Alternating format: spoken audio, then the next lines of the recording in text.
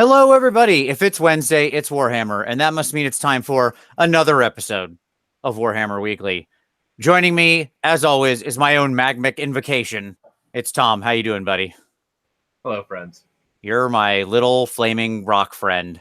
Also joining us this week, the only human being on the planet that would be appropriate for this show. There is one man, one lodge, lord, father, whatever. Yes, who rises above all else. Kenny Lull, how you doing, buddy? Hey, guys. The Forge Father himself. That's right. There you go. I now have to take a drink of water after that. It's all right. Kenny, All right. let me just get this out of the way. How many solo Fyreslayer games do you have logged? 269 or 70. Yeah, you heard that right, folks. Almost as many games as there were printed special edition books. Pretty much. No, let's put this way. Let's be real. More game, and by the way, he has other armies. Kenny's other army is Slanesh, so that's really funny, right? Yeah, great timing. Yeah, exactly. But like, Poor Kenny. That's more games than most players of this game probably play in their lifetime. Oh, that's probably accurate. I'm going to guess that a majority, read 51% or more of players, only manage to actually get a couple games a year in, right? They'd have to play a lot of years to hit 270 games. So There you go. At any rate, Kenny is. I was game number like 92. I remember that. Yeah, that's right. We had that all set up. That was right after the points came out. The new points came out, like the second round of points, when they were like when Hearthguard were like 80 points. Yeah. Hey, yeah. Tom, do you think you've played 180 games of Warhammer since that point in time? No. Nope. No. Like there's not even like I don't even have to delay.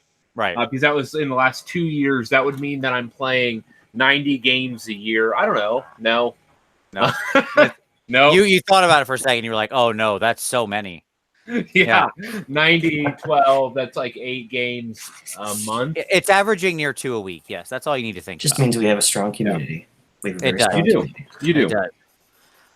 So, at any rate, obviously, we're going to be doing our Fyreslayer Battle Tome Review Festival. This is the Fyreslayer Festival documentary that everybody has really wanted. Forget what you've heard so far on Netflix and Hulu. Now it's time to really. I was half tempted to you do like your little tags on your videos. I was half tempted to put in like Fire Festival as one of the tags. So I was like, nah, then I'll just make people mad when they search for it. It comes up. They're like, what is it? We have so many hits. I wanted to hear about crime and punishment and models on ex-drug lords' islands in the Caribbean. I wasn't looking for Warhammer nonsense. I mean, we could talk about that stuff, but sure. Why is David Attenborough here? Like, he's in the wrong state. Wrong documentary. So, of course, first we're going to begin with the news. So, Tom, news us. Rumor engine? Sure, man. Yeah, rumor engine's cool. It's fun this week. Let me get over to my photo here. Sorry, I didn't have it as ready as I should have, but I'll bring it up. This one's actually, I think, a decent-ish one because it looks like something, right? Like it's not nothing, which I appreciate. Where is it at? Why did I? I see why. Oh, look! Vince doesn't know how to use the internet. I know exactly how to use the internet. It just wasn't where I thought I had the picture. Thank you very much, Tom. Says the person who literally messes this up just constantly. I'm sorry I didn't have the image ready to go for you. The least you could do is like stall for me and actually be interesting for 5 seconds, but that's way too much to ask of you. So here we go. Sharing now. All right. There you go. Uh-huh. So clearly Bretonians. Nagash is getting a new model. Right? Nagash? No. I mean, it does look like Nagash. It's very similar to his things, yeah. To his little bone tendrils that he strangely has, yes. Yep. I don't know. I got nothing. It is related to Forbidden Power and all the death stuff.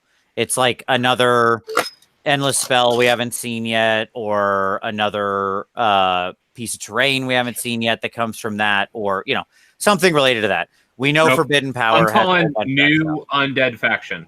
I'm calling new undead faction. Oh, okay. So what's this one? This is the first glimpse at our kind of brains. Yeah, it's not.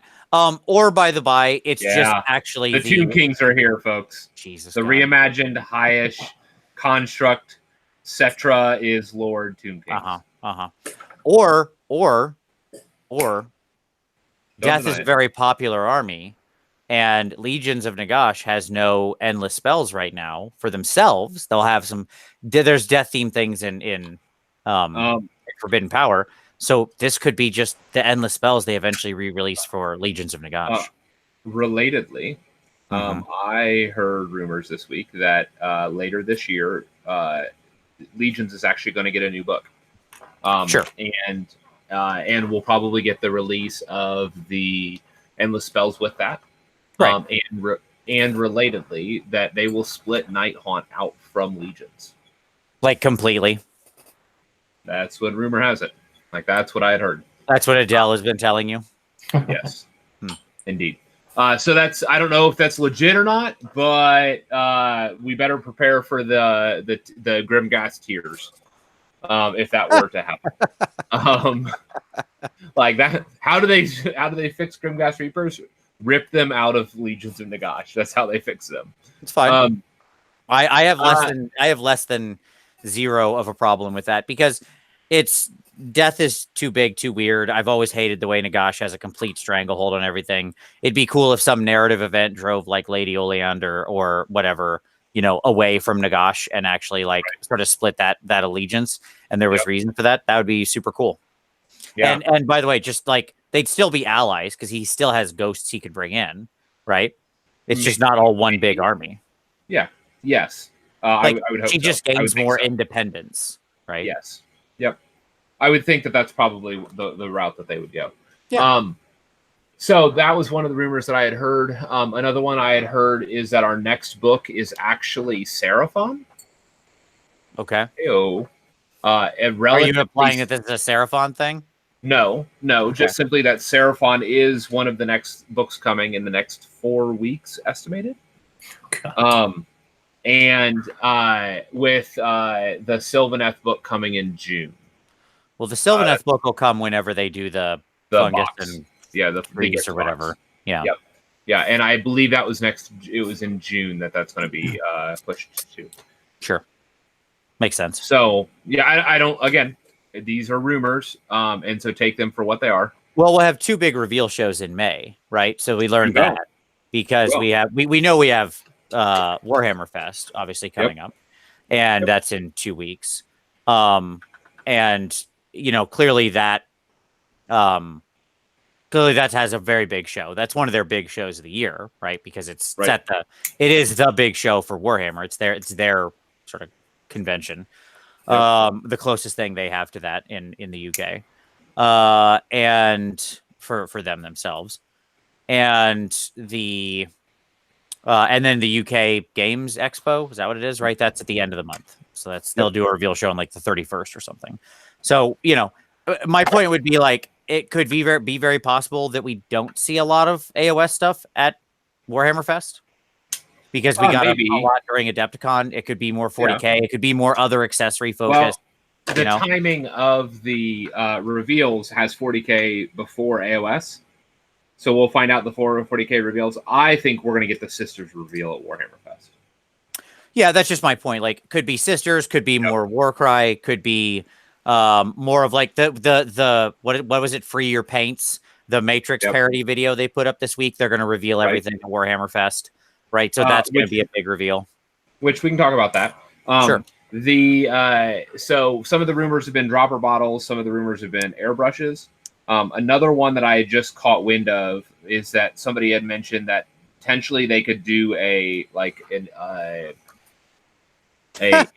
MOOC, a massive open online course setup where for those taking basically a library of painting resources, videos not unlike what Vince's channel does with like the hobby cheating stuff, but like how to paint this and that and stuff like that. So like a robust painting network of resources. So Okay.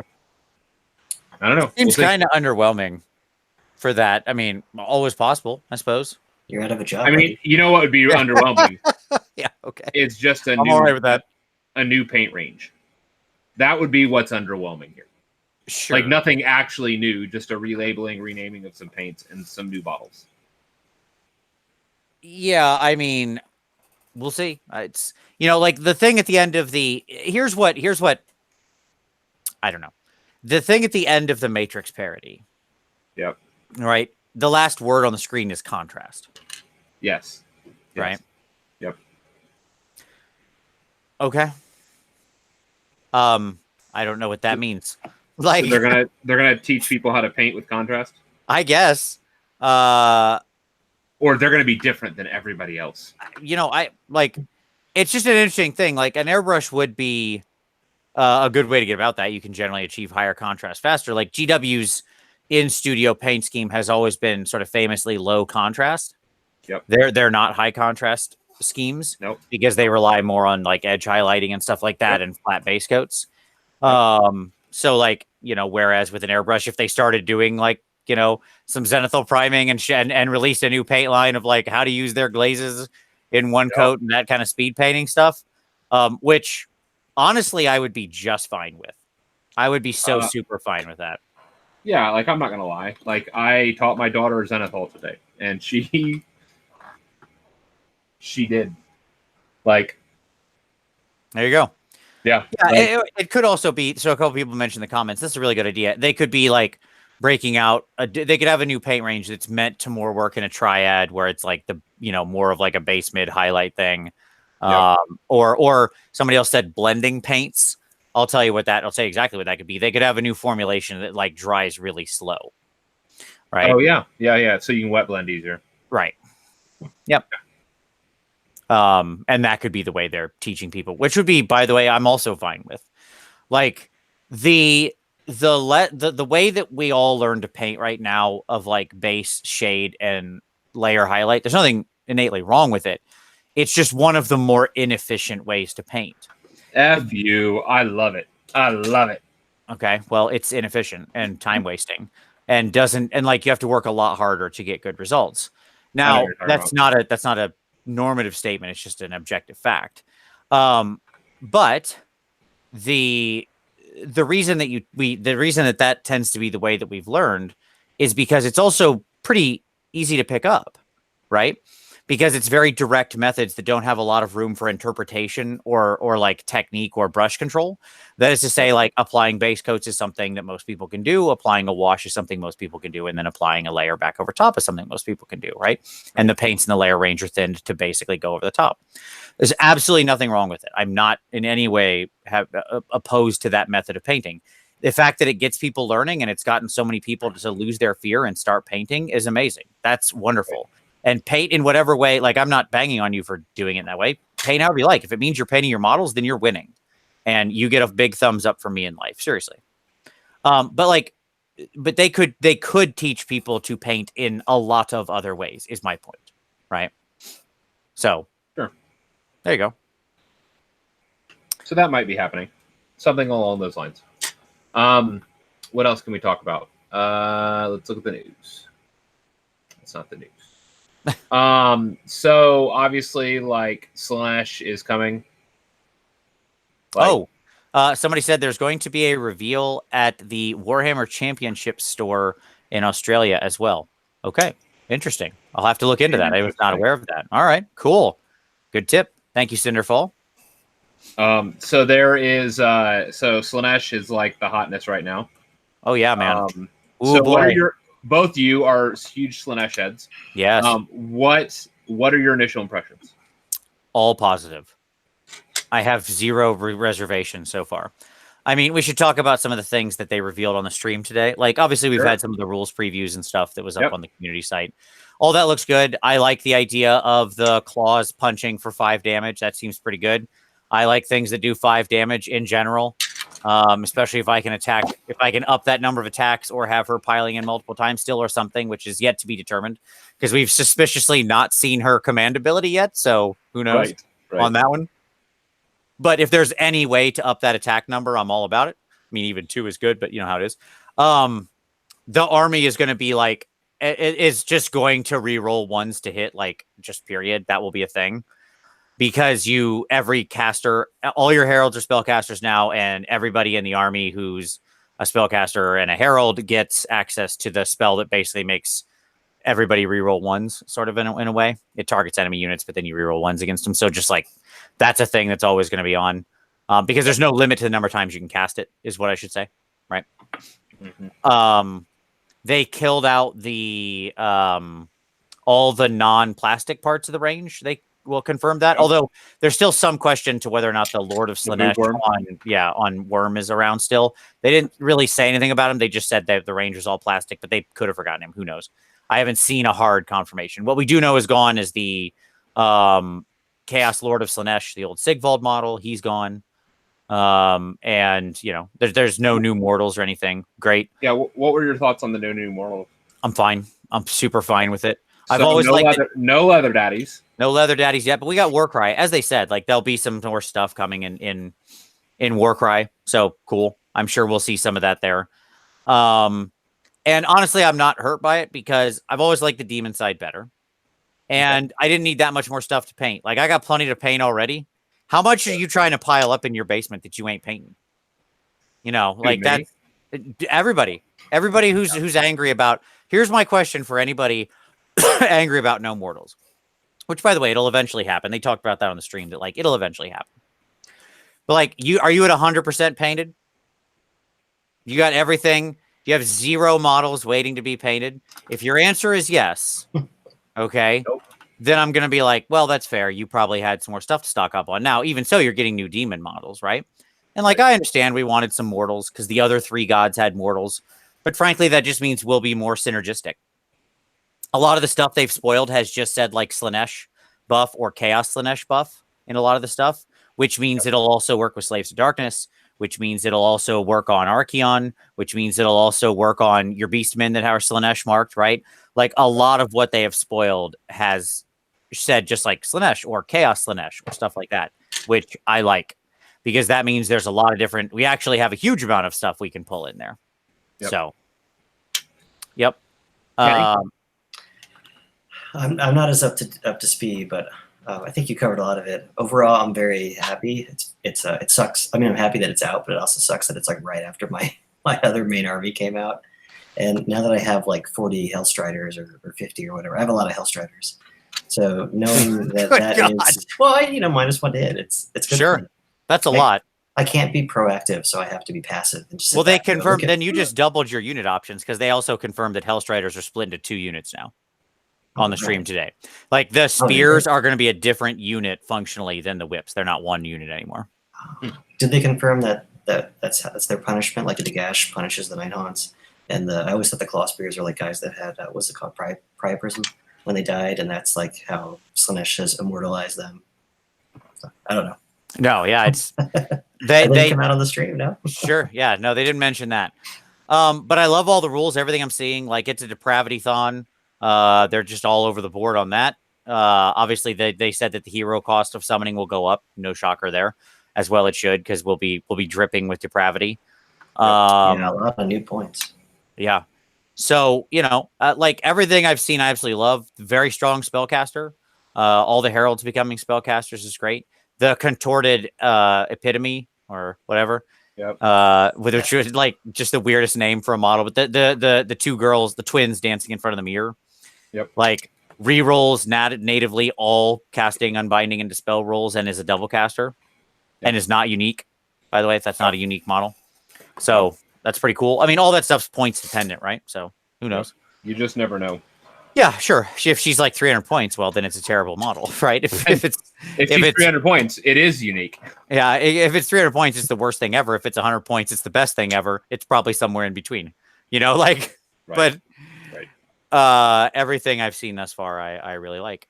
So, you know, I'm pretty excited. Yeah. it's more to come. Obviously, we'll know everything on Saturday. I won't be around this weekend.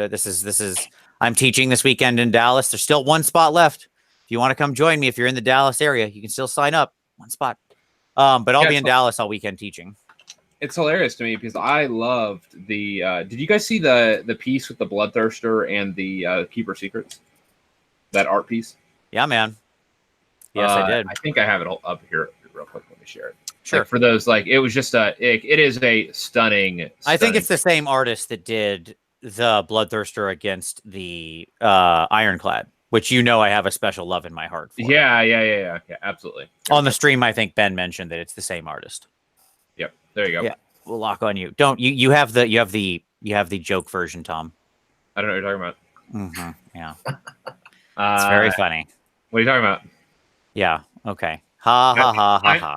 I'm trying to protect our show from being demonetized, Vince. Yeah, sure. No, that's a good joke version, Tom. Yes, it's very funny. It's a great piece of art. I'm sure that the artist is thrilled at this. Yeah, it is a good piece of art. Indeed. Joke aside. You can go to the community page and check it out. It's fantastic. Yeah, I'm not even on Locked On You anymore because I'm offended for the artist. Cute. Yeah, it's great. It's obviously the named keeper about to kill a Bloodthirster, right? So yes, yeah, it's very reminiscent of that KO Bloodthirster piece too. Yeah. Yeah. My question is like, do I have to order another Bloodthirster and yes. To finish that, to do that art. To do that dual piece? That'd be a great dual piece that right there. Like mimic that art. That would be pretty fantastic. Were you surprised that it was not Nakari? Because I'll admit I was actually surprised. I was. Surprised. I was, and then I wasn't because of their kind of trend with like wanting to develop new lore. Yeah, sometimes you get classics, sometimes you get new. Whatever, it's fine. Whatever, I'm cool with it. Yeah, I'm okay. Like she seems like a cool idea. So the like Demon Prince Herald combo seems pretty awesome. That seems like really cool. It's a neat model. And like the whole they like fight twice independently, right? So they have like a double pilot mechanic built into them because they fight one at a time. Like the Demon Prince fights and then they pilot again in the Herald fights or whatever, or vice versa. Yeah, a lot of good stuff. Interesting that like cool spells, the ability to shut off other people's command abilities so they can't use their command abilities. Pretty hot. I dig that kind of stuff. So yeah. A lot of fun things. More of the activation wars continue as Slaanesh, like all of your heroes have a chance to just make units gain always strikes last, basically. Fight at the end of combat and or cancel always strikes first. Like right? It's updated because like basically it's an always fights last, but if they all have always fights first and they always fight normally, like it's a robust explanation of the interaction. Yeah, it'll be interesting. We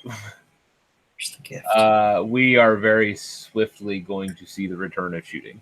Let me say that. I mean, like I like I like that temptation ability. I like that it's unreliable. Right? That locus. Yeah. The locus of distraction, whatever it's called, I remember, but diversion. I love that it's unreliable. Things like that on just like a straight 4-up. It's 2-up obviously for the greater demons, but it's not like you can have 6 greater demons, right? Right. But like you could have 4, I'll bet. Well, there'll be 3 in a battalion. They also confirmed that. So like we'll have the same 3 battalion. It's called like the Supreme Sibboleth or something like that. For 3 Keepers of Secrets. I don't know if one of them is the named one or not, but there you go. Sure. But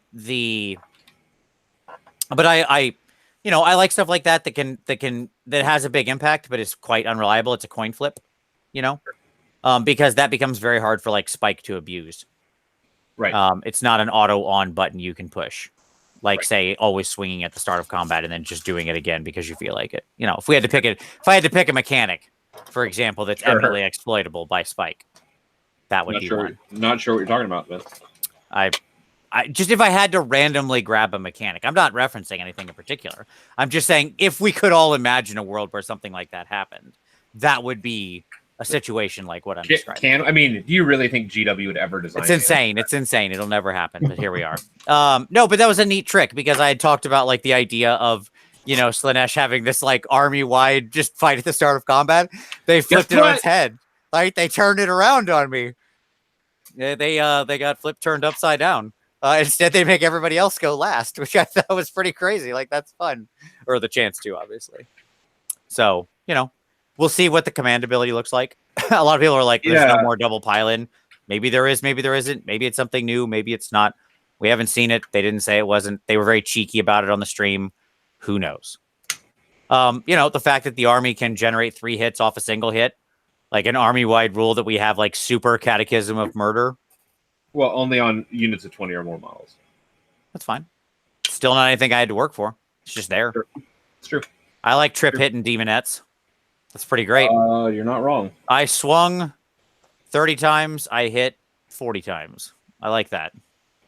That's always positive. So anyway, I'm very excited for the book. A quick note, this isn't the Slaanesh show, this is a Fyreslayer, but let's face it. These Fyreslayers could not blow by fast enough. Like, I'm not even going to lie. You guys are going to be talking for this episode because, like, the level of no one cares-ish for these guys in my head is just, like, it's all the way up. They came out and it's like, yeah, and also these guys, but look, Slaanesh, yo. And I'm like, yeah, that's cool. Right. Let's forget about these mohawked midgets and get moving, right? Like, you mean Stormcast 2.0? Stormcast 2.0, it really is. No, they'll be fun to talk about. But a note on the Slaanesh show. Thank you. Is that we won't be doing the Slaanesh show. So obviously Slaanesh goes on pre-order this weekend.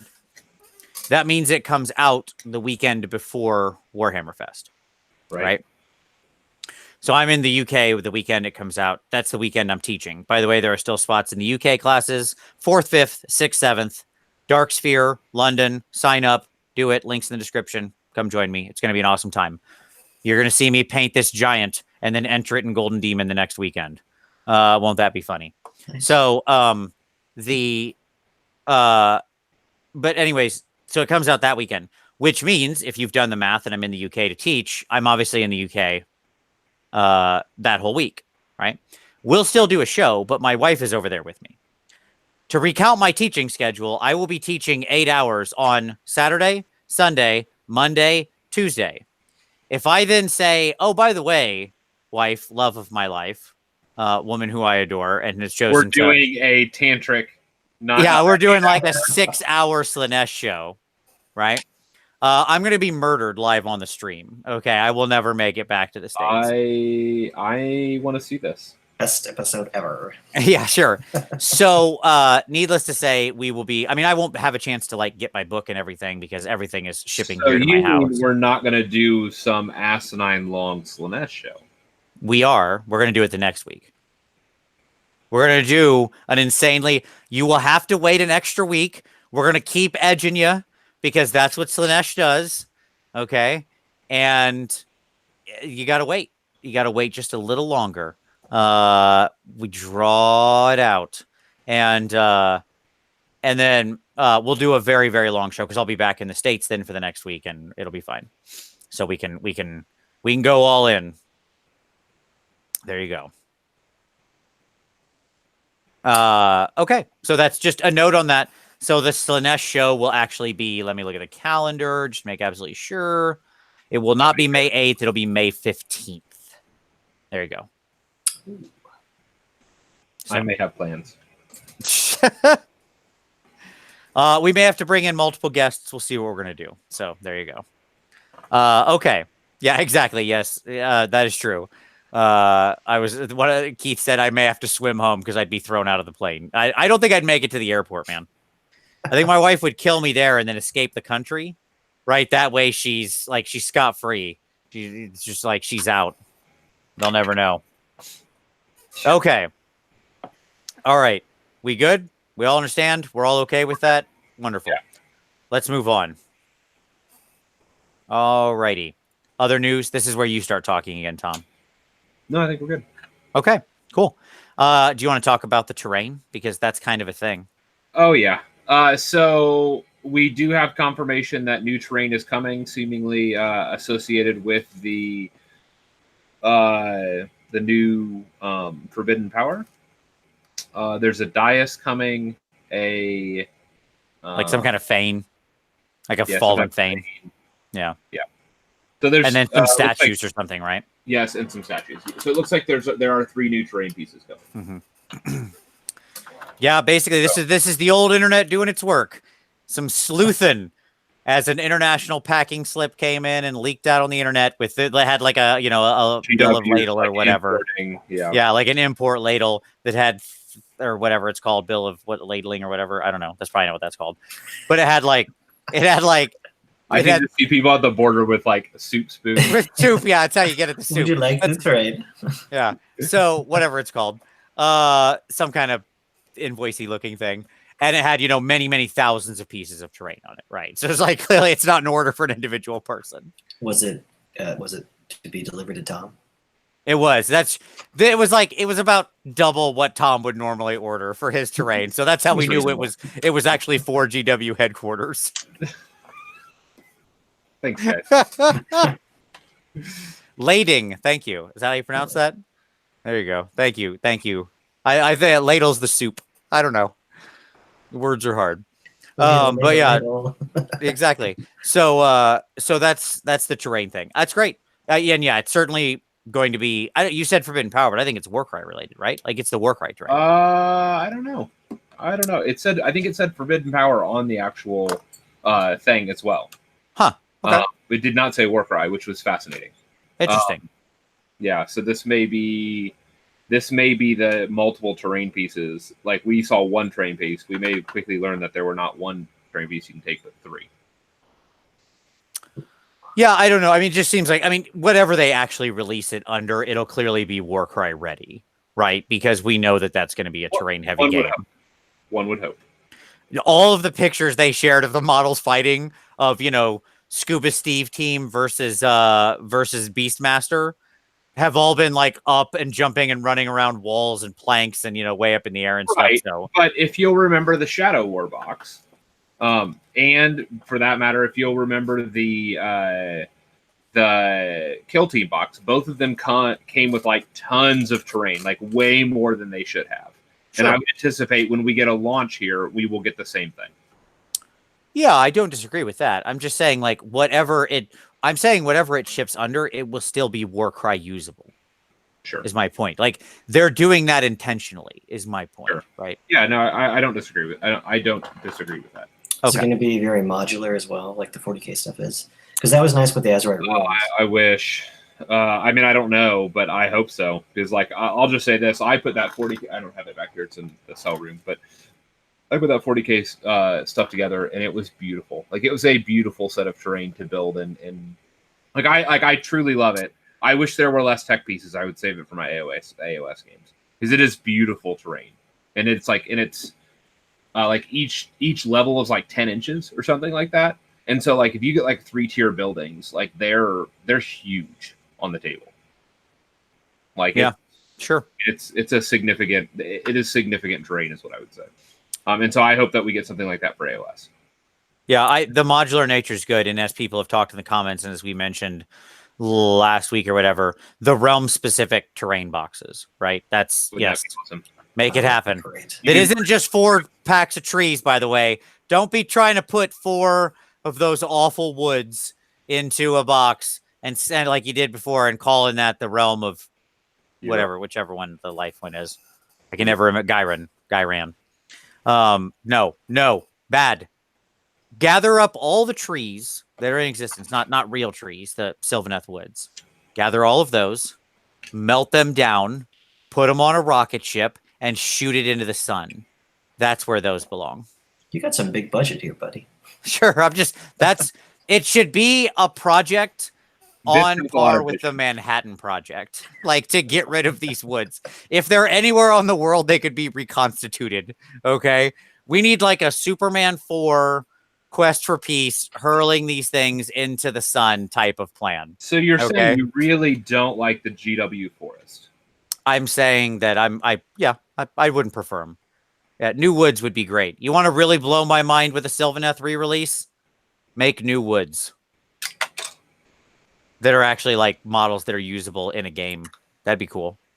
That's a good idea. So I got a lava mat for the Fyreslayers, and actually I was thinking about what to do with all these extra trees. So maybe if I actually melt a set down, I could have that go into the table. That'd be good. There you go. Yeah.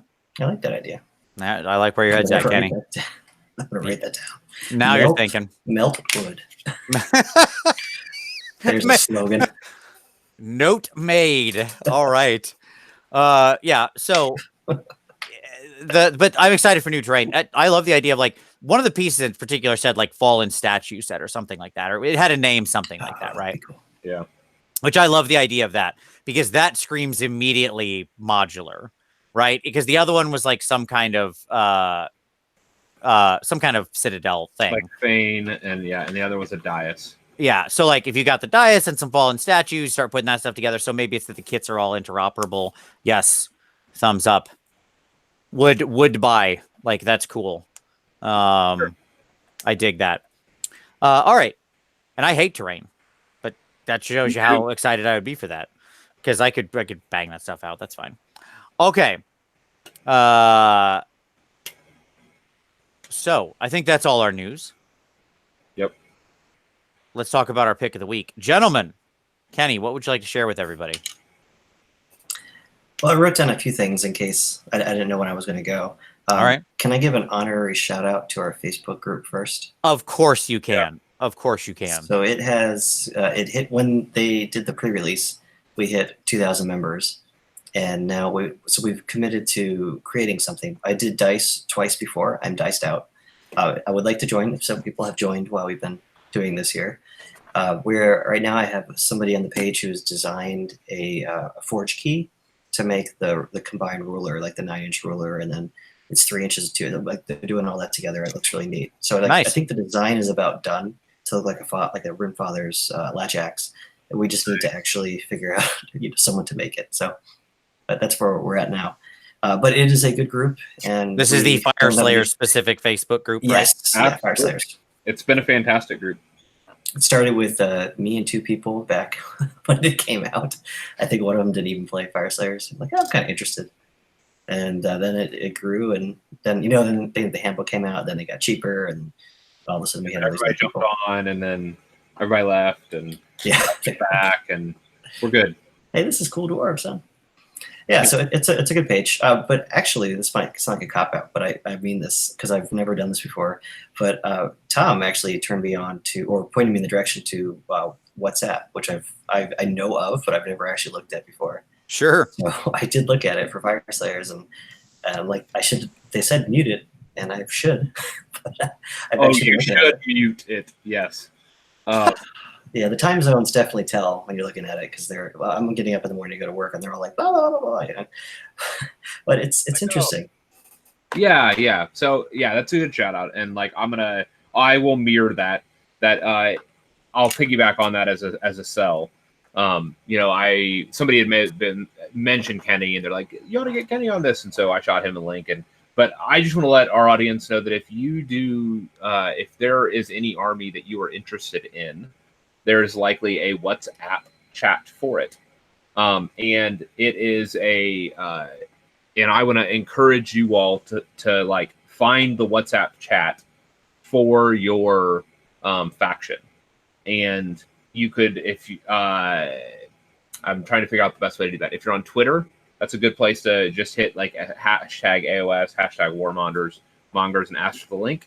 Alternatively, in our chat, or in our maybe comments, maybe we could drop and respond for those that have invites to the various chats, because it's a great place to get to know the rest of your community, and to help new players. For new players that want to know how armies work, it's a great place to kind of talk, and it's a great place to kind of learn about an army. And there's also GW presence in a lot of these as well. And so some of the GW rules team and like will often be in these WhatsApp chats. So. That I did not know. Right on. I better watch my mouth. You do have to watch your mouth a little. It's just here's a good general rule for life. If you're on the internet, probably be, you know, mindful of the fact that you're in public. Be decent. Yeah. You know, just like if you were, my general rule is talk like you would talk if you were at the bank. Right? That's kind of a good rule to live by because, you know, then you don't get in trouble. People don't yell at you. All right. So my picks of the week. I've got two. Here's one. First off, give a shout out to our buddy Paul and Radio Free Hammer Hall. He did a breakdown of the math of Storm Fiends, which is really good. And I like it. I like if you want to see the math, how it all works and what optimized looks like when you soup them up. He kind of breaks down all the weapon loadouts for new Storm Fiends, and he comes to the conclusion that they actually do fill a role. I tend to agree with him. And I like the sort of kit he builds out. Slightly different than what they were. Maybe not even what I myself would build, but I think he makes a good case for them as still being very valuable in the army. I also want to give a shout out for, we've mentioned a few times in this video, Terranscapes, right? Mm-hmm. And we'll call it somewhat recently. Terranscapes did their last video. Like, they're done. And so it's kind of it's a melancholy, somewhat sad video if you've watched those projects, but it's, you know, well explained, and that, you know, resource is still there. But if you were ever a fan of Terranscapes, it's worth going and checking out that last video where with the sign off. It's sort of one of the things of the nature of our world on YouTube, that people will sometimes come and sometimes go, and that's just how it is. And it's always sad to see a fellow content creator decide to step away, but for very good reason. So there you go. I'll link that video so you can go check it out. And wish Terranscapes well in all of their future endeavors. Okay. All right. So let's talk about some hobby time, gentlemen.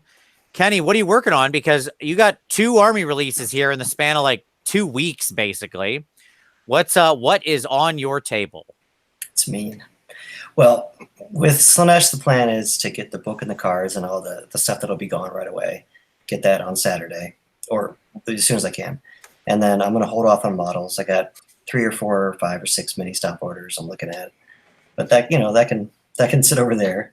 Right now I'm actually working on surprise Fyreslayers, because I was telling Tom before we started recording, this has been an interesting journey for me these past 2 weeks, and not even 2 weeks. And I've pulled out and dusted off or converting new models that I haven't used, some in like 2 years, some since the first General's Handbook.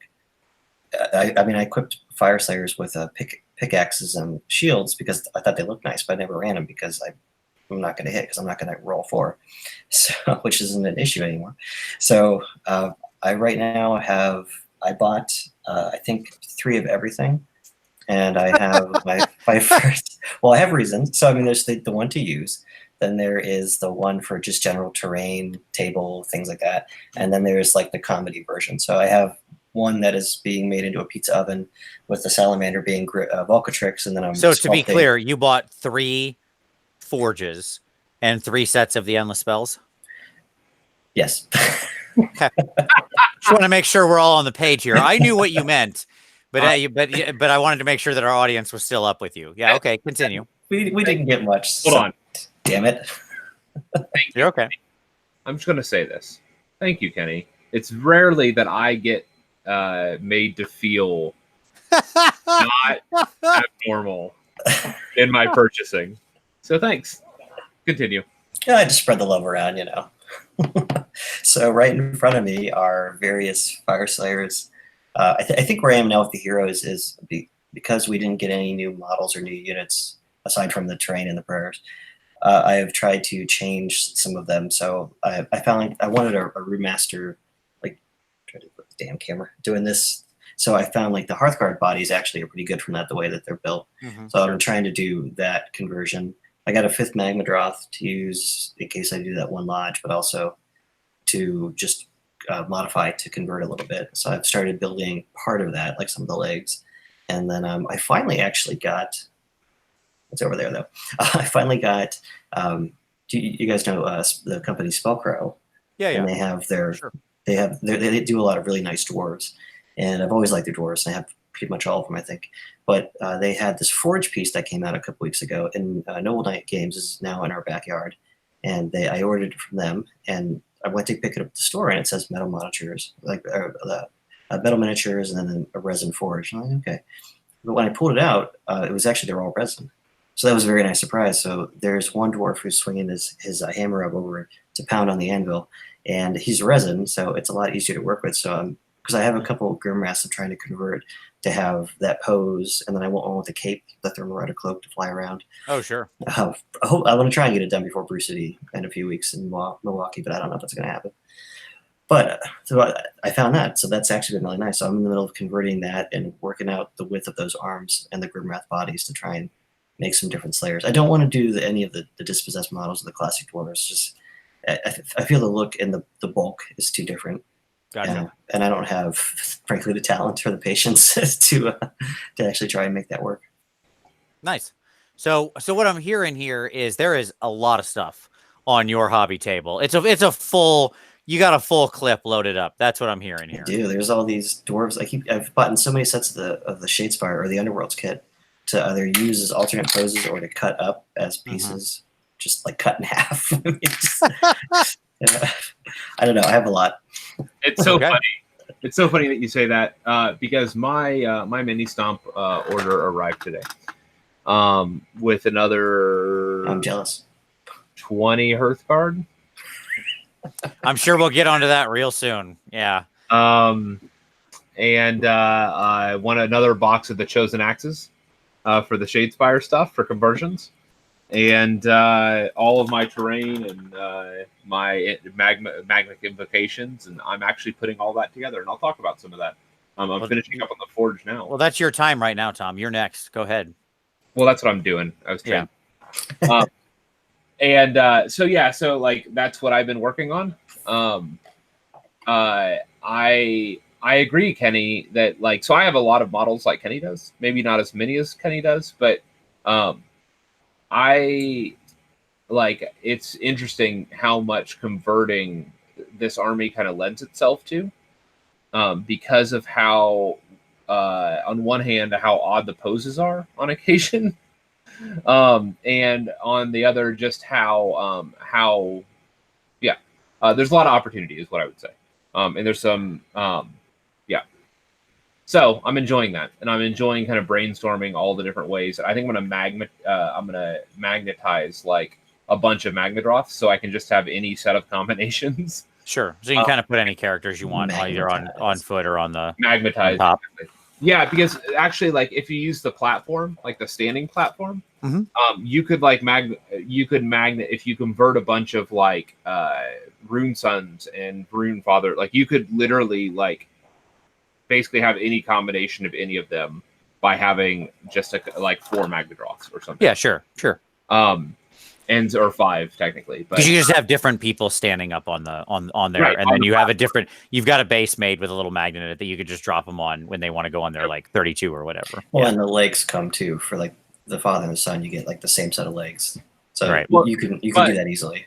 Yeah, exactly. Like you could either magnetize them at the waist, sure, and then like use the same legs for the son and the father standing on the thing. Or like, there's a lot of different ways that you could do it. I'm going to use the Chosen Axes as a bunch of Rune Father and Rune Son standing on the platforms. So, there's a lot of opportunity there, and I'm excited for that. I'm still working on my son's Stormcast. That I boldly jumped into the starter rake this weekend, just kind of accidentally. And so now he's like fully base coded, and I'm debating like how much I actually want to highlight every scale. Like I'm looking at it and I'm just like, well, I mean, it's painted now, but that's like, but I feel bad if I leave it like as it is, because I could actually bring it up to like my normal quality work. How old's your son? 8. He's not gonna know the difference. I know he's not. I know, but like I will. And if I ever wanted to take this to an event. Like, yeah, you're not going to. I mean, probably not. There you go. I don't know. I don't know. You say that, but your son could watch these videos from GW, and he could suddenly paint. There you go. Yeah, let him put the contrast in with whatever's coming on the horizon. So, related to that, the other thing that I did this week, started with my daughter, is like we started painting lessons.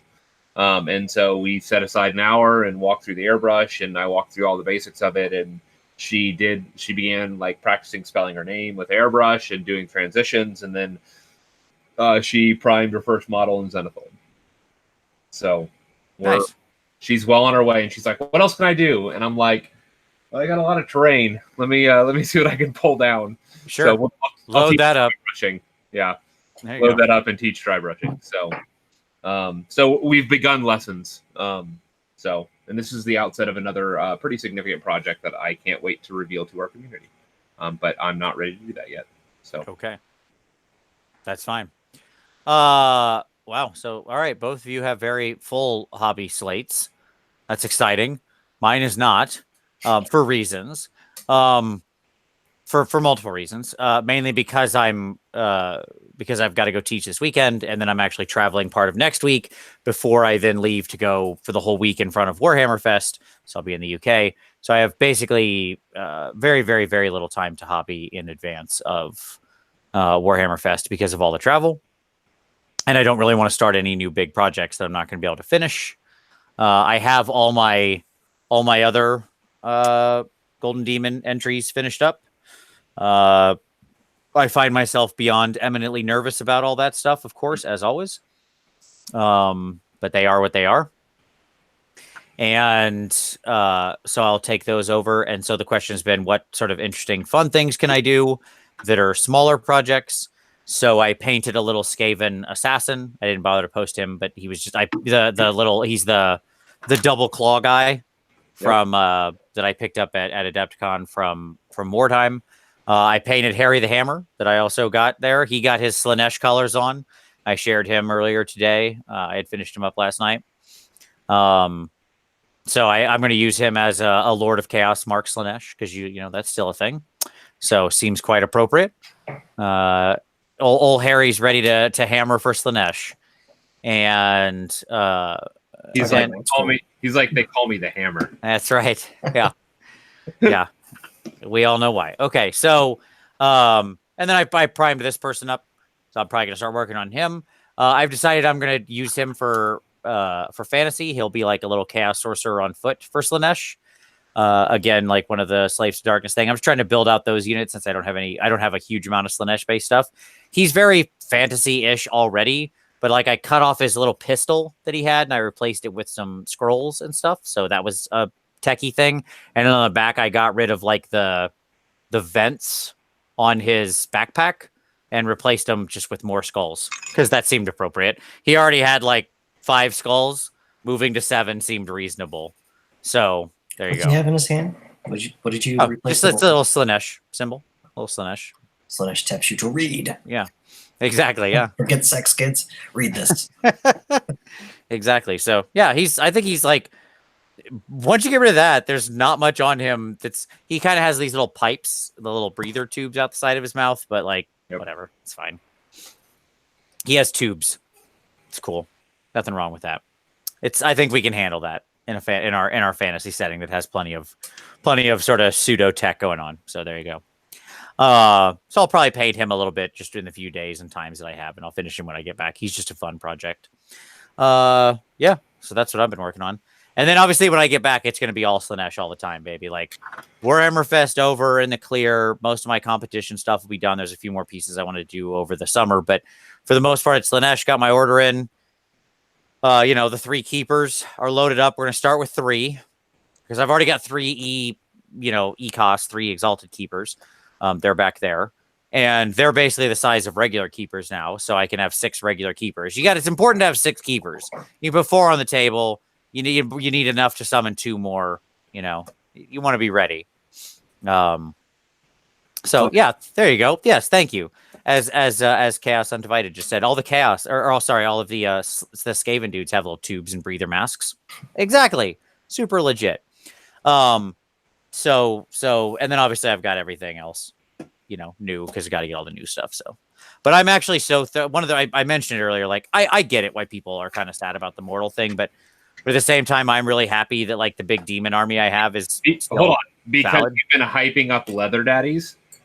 Look, you're right. Like, that's a shame. It's a shame that I was wrong and that was coming. I'm not, no doubt. I'm still, like I said, I'm hopeful for Warcry, but like at the same time, I'm also happy that I don't suddenly have a giant deluge of stuff I need to paint. Sure. Right? There can be an oppressive weight of that when you feel like you got to go out and buy all that. There's no like random new model. No idea what that would feel like to have an oppressive weight of minis. Yeah, because I had like a full Slanesh force. It's not like no rug got pulled out from under me here. Sure. Right? It's not like, oh, Daemonettes are suddenly terrible, and now you need the Hedonites, the hedonist whatever worshippers that are, the Arcanite equivalent, and they're the hotness. Like, great. I can just focus on what I want, add and continue to build the army, get the new stuff, enjoy it, and take my time with it, which is great. Sure. And then it leaves space in your palette for Slaves to Darkness / right. Because I've been wanting to expand the slaves anyways, right? So like I can finally do the Chaos Warrior unit I wanted to do that I've got converted but never painted, and just all that stuff. Yeah. It leaves room for that. It leaves room for like when they do the Slanesh Warcry band. Cool. I'll grab that for sure, right? So excellent. It's just like there is such a thing as like too much sometimes, and I'm kind of happy that I'm not going to get slammed. Really? You're talking about Slanesh, you're like, there's too much. Hey, look, I'm not saying I would complain. If they had dropped a ton of new, like, you're right. I don't want to be hypocritical. If they had dropped a ton on me, I'd be buying them all in a heartbeat. Boxes of them. Boxes and boxes. So let me put it this way. My wallet and probably a little bit of my sanity is happy because I would trade away everything that I need for what I desire. You're not wrong, right? But just want to do a reality check there. No, it's fair. You're right. The excess would be welcomed, of course, right? But at the same time, I'm secretly kind of happy it's not. It's good that your two armies aren't coming out within like 2 weeks of each other. Sure. The rational side of you is like, yes. Man, I'm so glad that this is not happening. Yeah, absolutely. Sure. Yeah. Sure. It's like when you're going to do something real stupid, but then you accidentally get like, like you're going to go do something very dumb, but then like you lost your keys. And so you're not able to go drive to that place. You're going to go do a dumb thing or whatever, right? We've all been there where we make a bad decision, but then life kind of stops us from doing it. And then a couple of days later, you're like, wow, I'm really glad that didn't happen. That would have been real dumb. So, it's one of those situations, I think. All right. But I'm very, like, obviously I'm beyond excited, about the keepers. Although I do think the head on the special character, that hairstyle is stupid. So I'm not into that. But that's fine. Mine. It's my favorite head. Ugh. The big whoosh, the fountain head. Yeah, her poofy fountain head. No. Terrible. Love it. That will not be the hair on my special character. Sorry. Just owning the big hair. Yeah, we already did all of our. She's going to the salon. What's that? When we did the news today, we recorded our show. We already did all the Tina Turner jokes, and I already had the mask as my the private dancer. So we were thinking actually I'll stop. Never mind. I'm not going to go down that road. That's fine. But yes, that will be a show to do. Definitely be a hair swap. Let's talk about Fyreslayers. Here we go. Let the Fyreslayer festival begin. Okay. All right. So we're going to do this in a slightly different way. I want to set this up first. Rather than just going through, like, often as we've done these like blow by blow, where we kind of like, all right, we'll start with the allegiance abilities and the command traits, and then we go to the artifacts and stuff like that. That's fine. There's a lot of people who've already done that. And so what we thought we would start with this time is we're actually going to start with the lodges. And as we talk about each lodge, because those are very impactful. So those are like our chambers or our whatever here, right? Temple. This temple. Yeah, exactly. Yeah. Yep. So what we're going to do is actually start with those, because I think those are kind of the framing device for how you'll often see the army hit the table. And although not required, you can certainly build without them. And we will come back to that at the end. But I think the majority of the armies you see will be using one of these lodges. And we're going to then use those to explore all the rest of the book. So we'll start with the lodge, talk about what it does, and then from there, we'll go into the battalions you would use with it, the war scrolls you would use with it, artifacts, prayers, and we'll kind of just work our way through like that in a more coherent, like, this is how I would build this list, or this is how I would build this army. hopefully then that's more of like a synergistic take, and it's kind of logical for people to walk through it. So we'll give that a shot. Before we do that, though, I want to pose this to Kenny. And by the way, I'm going to end up driving most of the show because Vince doesn't care about any of this. Nope, do I'm not just here care. for the ride. This is the Kenny and Tom show, so take it away. Kenny, what was your take on the new army design? Because, well, I would argue that this is the largest redesign of an army we've ever seen in a game. Like, and like that is a bold statement. But like, if you talk about like what Fyreslayers were before, like time versus now, like post A, this new A prime reality. So what are your, like, they are two different armies. Yeah, I think they are. What's your thoughts on that? So this has been like a bit of a roller coaster when the book came out. I think a lot of, I agree. I think a lot of it was list shock initially, and we're used to playing Horde Army because we only have 3 units out of 2 boxes, so we don't really have a choice. And there wasn't really, then they made it cheaper, and then so wasn't really a way around it. And now it feels more like an elite army. And we could talk about trends in books and new interactions, like with objectives, and there's all kinds of stuff that you can see. But yeah, it definitely felt like a redesign. And the best way, after I went up and down emotionally, I mean, not like this went out like changed my life, but without like sounding too dramatic, I mean, like it's a big deal for me, and I didn't know how to feel, but I didn't want to seem negative at the same time. And I think what I ultimately did. And actually doing this show helped me because we did our own combat phase today, and then I'm on like 3 other shows in the next few weeks. So I'm getting stuff ready. And ultimately what I did is I wrote down rules and interactions on like little Post-its and spread those out on the floor. And then instead of the units and what we had before, I then kind of pulled out what is it I want to do, and then found how I could rearrange. I'm more of a visual person, obviously. So that's kind of how I saw it now. And that's why I think going with the lodges like this is a good way to set it up, because that does kind of it does sort of frame how you're going to build your army. And it's been a massive change. So, I mean, having 2 wounds per infantry is really nice. Having more attacks for the Hearthguard is very nice. But now also being all the things that I would write off previously because they would hit on 4s, which for me is not at all. Now hitting on 3s, I think is a big difference.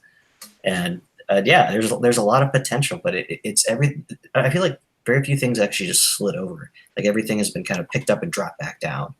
Yeah. It's all over the place. Very accurate. So for those our viewers, so the big change that has happened with the army is that all of the Fyreslayer models have went from 1 to 2 wounds. Yep. Yeah. And so basically all the infantry. Not like all the heroes. There's only 2 wound models. Just to be clear, all of the 1 wound models have become 2 wound models, and prices have moved accordingly. And so before, when you used to run, like oftentimes Fyreslayer armies were like 3 to probably normally 4 blocks of 30 models.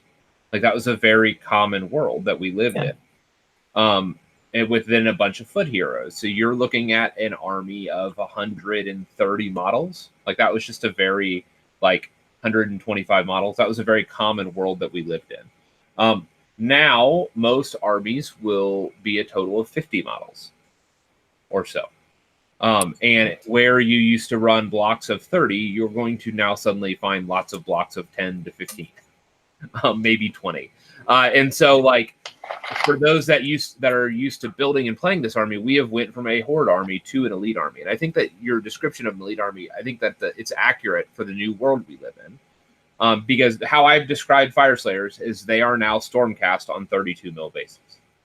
And so when I've been building lists and try to wrap my head around how this army plays, I think about it like I think about building Stormcast lists. So the numbers that I want to see in Stormcast units, I look here, because what we have is we have a 2 wound model with high defenses. And you're going to find that across the boards and low mobility. And so all the types of things that have typically emerged in Stormcast armies are also going to be emerging in Fyreslayer armies now. And so it's just a very interesting. It's a new problem, and truly, like, the army has been redesigned. And initially I didn't like it, and then I was intrigued by it, and now I like what it's doing. I have way too many models.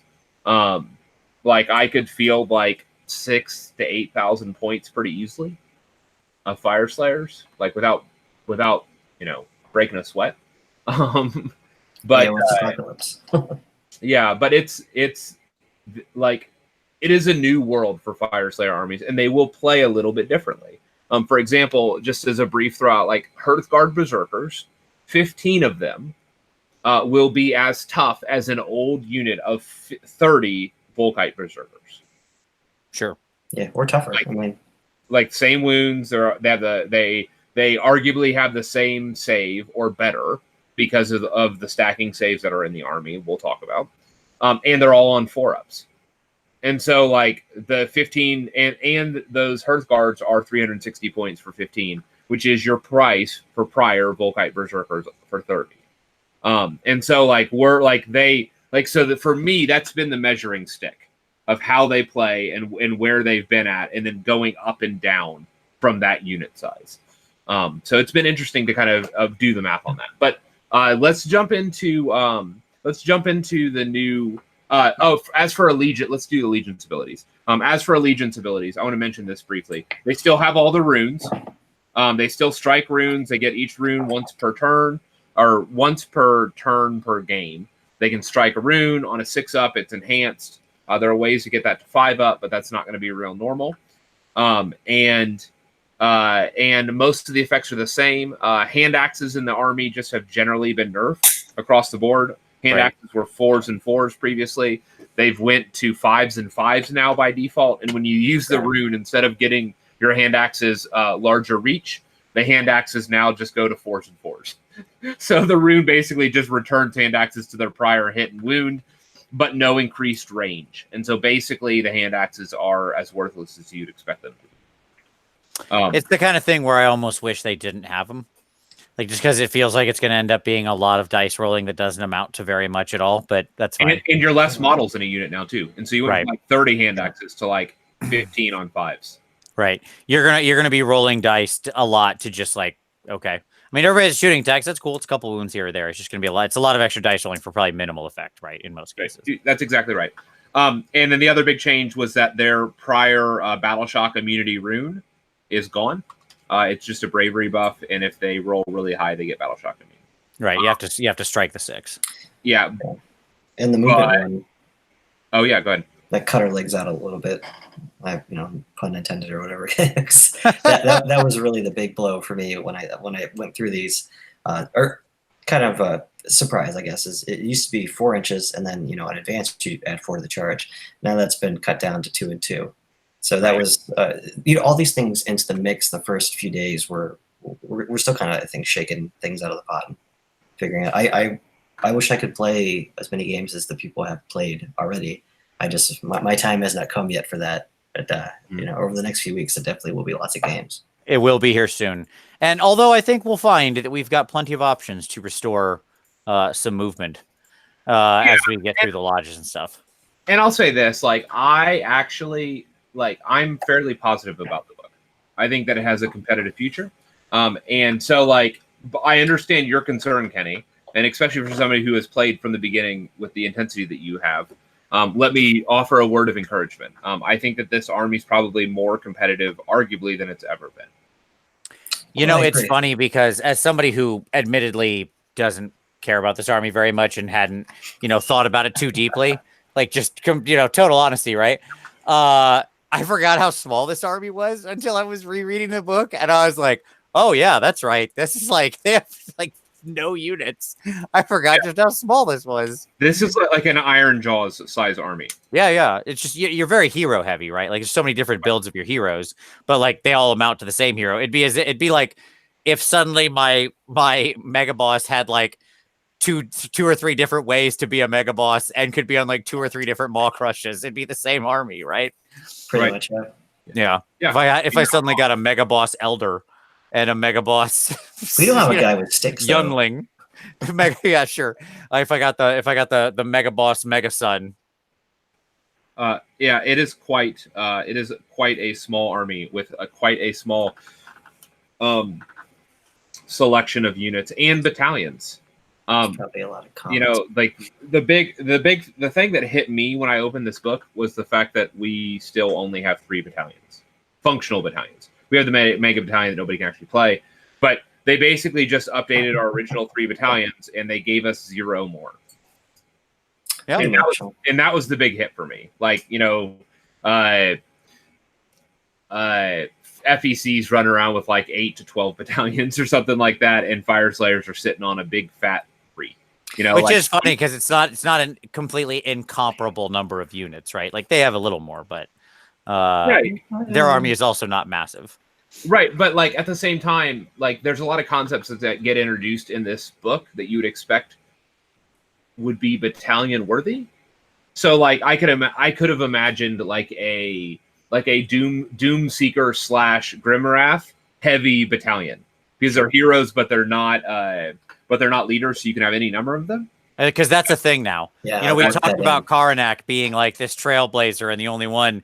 And then Fyreslayers gave us the old hold my beer right away and introduced 2 heroes that aren't leaders. Right. Yeah. And actually, like, there's a battalion, like they or not a battalion, there's a lodge, and we need to get the lodges, but there's a lodge that allows you to like multi-attack, like treat the set of heroes that are within 3 inches as a unit to all like pile in and attack together. Like right. They're all like, come on, boys, let's do this. Let's put some work in. Yeah, like I love you said we need to get to the lodges. This is going to be what happens when we let Tom steer the show. Like it's just nowhere near any kind of ordered progression through anything. Tom just keeps rambling and rambling. But 2 things real quick. The first one is I think a justified letdown is the lack of a Magmadroth battalion or riderless, because they had said, and the reason I said is in the promotion they said you can field packs of Magmadroth. So you know, there's we're going to get a battalion that makes some battle line. You know, is that going to be a thing going forward, or are we going to get a chance to use them riderless? And yes, we get one set of 6 traits to choose from, and there are some things you could do in the book. But yeah, I was kind of expecting something like that. So I mean, that's kind of a sadly, the model wasn't such that they could make it riderless, right? It doesn't have a build that doesn't have the hole, like because there's a hole in the back. There's no thing you can replace it with, right? Correct. But at the very least, like give us a battalion where we can field multiples together in a single drop. Sure. I get it. Yeah. I'm not disagreeing with the Magmadroth battalion idea at all. I agree that feels like a miss, right? That should have been in there. Yes. I mean, we have like multi Greater Demon battalions and Royal Menagerie. Like, hey, look, man, it happened with Skaven too. We didn't get our that's true. We didn't get our multi Vermin Lord kit. So, battalion. So clearly the Skaven book is bad. I think that's what that proves right there. All right. Okay, let's do the lodges. Lodges. All right. So here we go with the lodges. So let's begin with Vostarg. Okay. Sure, that one. All right, so I'll give us the abilities here real quick, and then I would like you two to take us on the walk. Sound good? Yes, you be the moderator. I will dutifully moderate because my only role in this will be to read, and then I'll shut up. So here we go. All right. So as usual, by the way, these follow just a quick note on the nature of these lodges, chambers, enclaves. They follow the new pattern where every one of them has 4 things in it. An ability everybody gets, where everybody absorbs the keyword, and then it's an ability everybody with that keyword gets, a command ability that goes to all your heroes, a command trait that's automatically the thing that your general has, and an artifact that must be the first artifact you select that's given to a hero. Okay? All right. So here we go. Vostarg. Add 1 to the charge rolls for Vostarg units. In addition, in your movement phase in the first battle round, if you declare that you'll run, you don't make a run roll. Instead, you just run 6. So basically, all your units have at the double or whatever it's called, auto run 6. Yeah, command ability activated on them the first round. Yep. Their command ability gets activated at the start of the combat phase. which is such a loaded term now, but there it is. It's good branding. Indeed it is. If you do so, pick a friendly Vostarg hero until the end of that phase. Add 1 to hit rolls for attacks made by that hero and friendly units of Volkite Berserkers and Hearthguard Berserkers wholly within 12 inches of that hero. You cannot use this command ability more than once per phase. Not just like, it can't be stacked or on multiple units, just period, right? So you can only have one hero activated. You only have one bubble of this, basically, in your army at any given point in time. Their command trait is called Fiery Endurance. Friendly Vostarg units wholly within 12 inches of this model at the start of your movement phase can run in that movement phase and still charge. So pairs very nice that Fearsome Surge if you get a chance to charge turn 1. Like, clearly, if you give away the first turn and then somebody gets, close to you, like moves up a little too aggressively, you will surprise people with just how fast these little stunties go when they suddenly like jump out 10 inches automatically and then can charge at +1, right? Kind of cool. Yep. And then the Artifact of Power is the Voss Axe. So creative. Okay. At the start of the battle, pick one of the bearer's melee weapons. Improve that weapon's rend characteristic by 1. In addition, if the unmodified hit roll for an attack made by that weapon is a 6, the damage gets increased by 1 for the weapon for that attack. That's actually an exact duplicate, I believe, right, of one of the magic items. Isn't there also a magic item that's that exact thing? Pretty close. There's a couple variations, is what I'll say. Okay, got it. You're gonna see that a lot. Yeah, like the multi-effect. The Heirlooms of the Lodge, I think, like the Shimmering Blade. At the start of the battle, pick one of the bearer's melee weapons. Improve that weapon's rend characteristics by 1. Modified hit roll 6. Yep, it's literally exactly the same text. So it is one of the generic magic items picked out of the table and put into the lodge. It's just like, that's the one you will choose. They have a different name. So theoretically, you could pick both of them if you want 2 characters to have this ability. You don't. And the chance for that playing I say that. I agree. No, there's a couple items in here that are almost really good. Really good. Like, stupidly good. So, the Banner of the World Dragon has returned. Banner of the World Dragon's back, baby. And so, Banner of the Magma Dragon. So, yeah. All right. So, we'll unpack Banner of the World Dragon here at some point. So clearly this lodge has a lot of sort of movement-y shenanigans, right? It allows some running and charging. It allows some big runs on the first turn. And it gives bonuses to hit. Like, it clearly wants to play with Volkites and with Hearthguard Berserkers. So gentlemen, what do you think of this one? What's your build outs for this one? What are you taking? How are you utilizing this lodge, or would you utilize this lodge? Oh, I like this one. I like this one for the speed. Yeah, I mean, speed is going to be a big issue in this faction, like it is, and this solves early positioning well. And what I would say is that, like, if you're going to run with multiple units, this is the functionally like what you're going to run with 6 units. Awesome. It's like getting 6 free command points turn 1, because everyone is basically doing that effect of like auto charging 6 is doing the effect of that. And I guess on numbers you would get 5 free, because if you actually rolled 6 run rolls on numbers, you roll 1/6 on your own. Sure. But yes, sure. Point taken. And it's also handily giving you run and charge, right? So as part of this, if you're near your general, whoever is in that bubble is also running and charging together. It should be noted, by the way, this run and charge is triggered at the start of the movement phase, not at the start of the charge phase. It's so important, right? But that's such an important thing. Total. Like, it's both that is a double-edged sword if there ever was one. Sure. Right?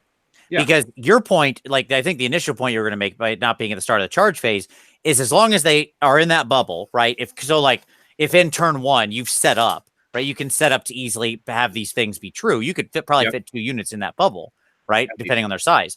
Yep. And then you can tear out of there. Like, you can move them apart. They can, they can end up anywhere they want as you run them in different directions, and they can be outside of that bubble and then still run off and charge.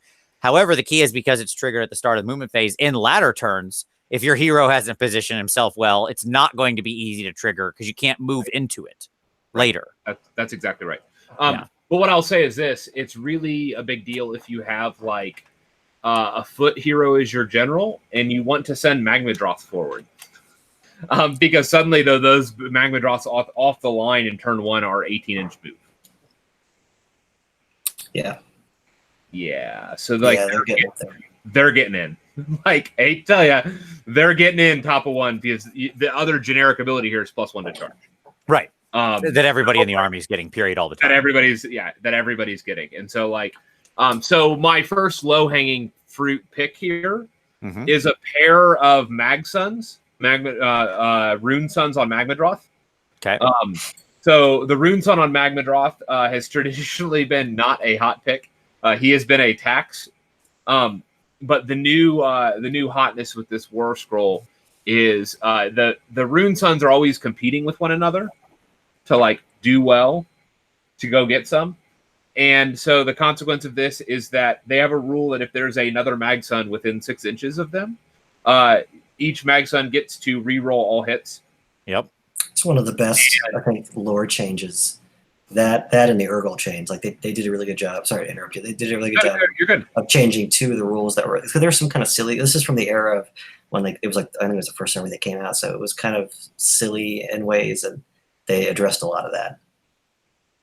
Yeah. Yes. So like it is feasible to have like 2 Magmadroths run in on reroll all hits, reroll all wounds, with like in some scenarios with a 3-inch charge at +1, some scenarios at a 5-inch charge plus a 5-inch charge.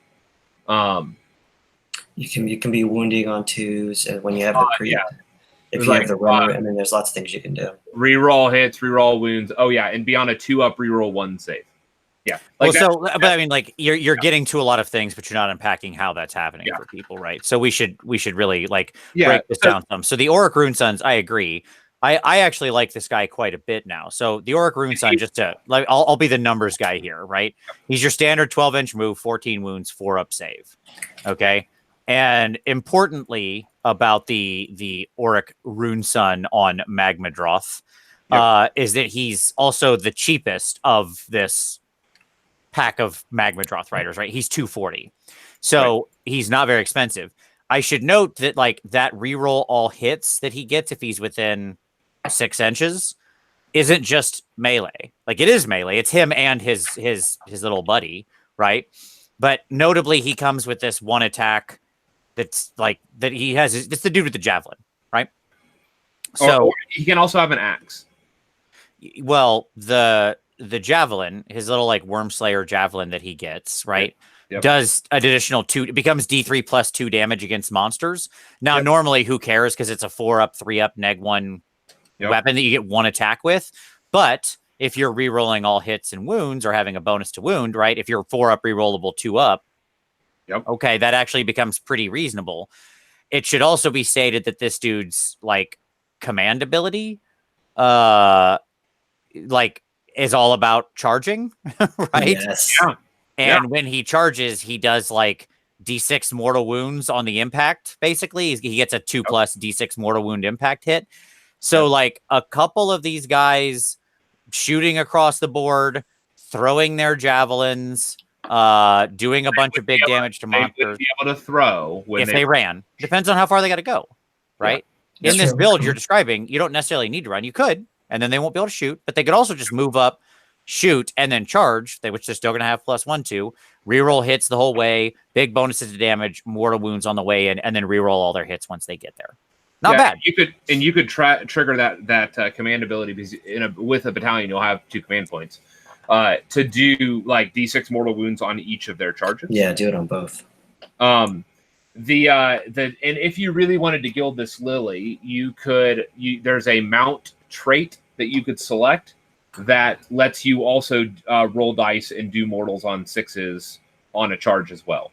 So you could on average get like a D6 +1 or 2 mortals if you really wanted to with the other mount trait. That said, my favorite of the mount traits is it's a reroll saves of 1 for him and any other Magmadroths within 6 inches. Right, and if you're close enough to target to trigger the Rune Sun ability in this kind of build where you're going multi-Rune Sun, right? Like suddenly it's just such a good combo because now you know that both you and the other one are re-rolling, right? Yeah. Yep. And so like to me that's the neat combo here.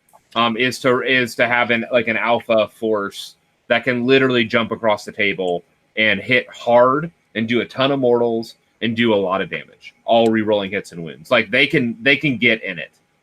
So are you backing this up then with so they're kind of getting in, are they like your suicide force early to get in there and do some damage? And then you have, your pack of Hearthguards or something behind who are still going to be able to benefit from those same abilities later on in the game and who are still going to get who will then benefit from the sort of +1 to hit command ability that you got floating around in here?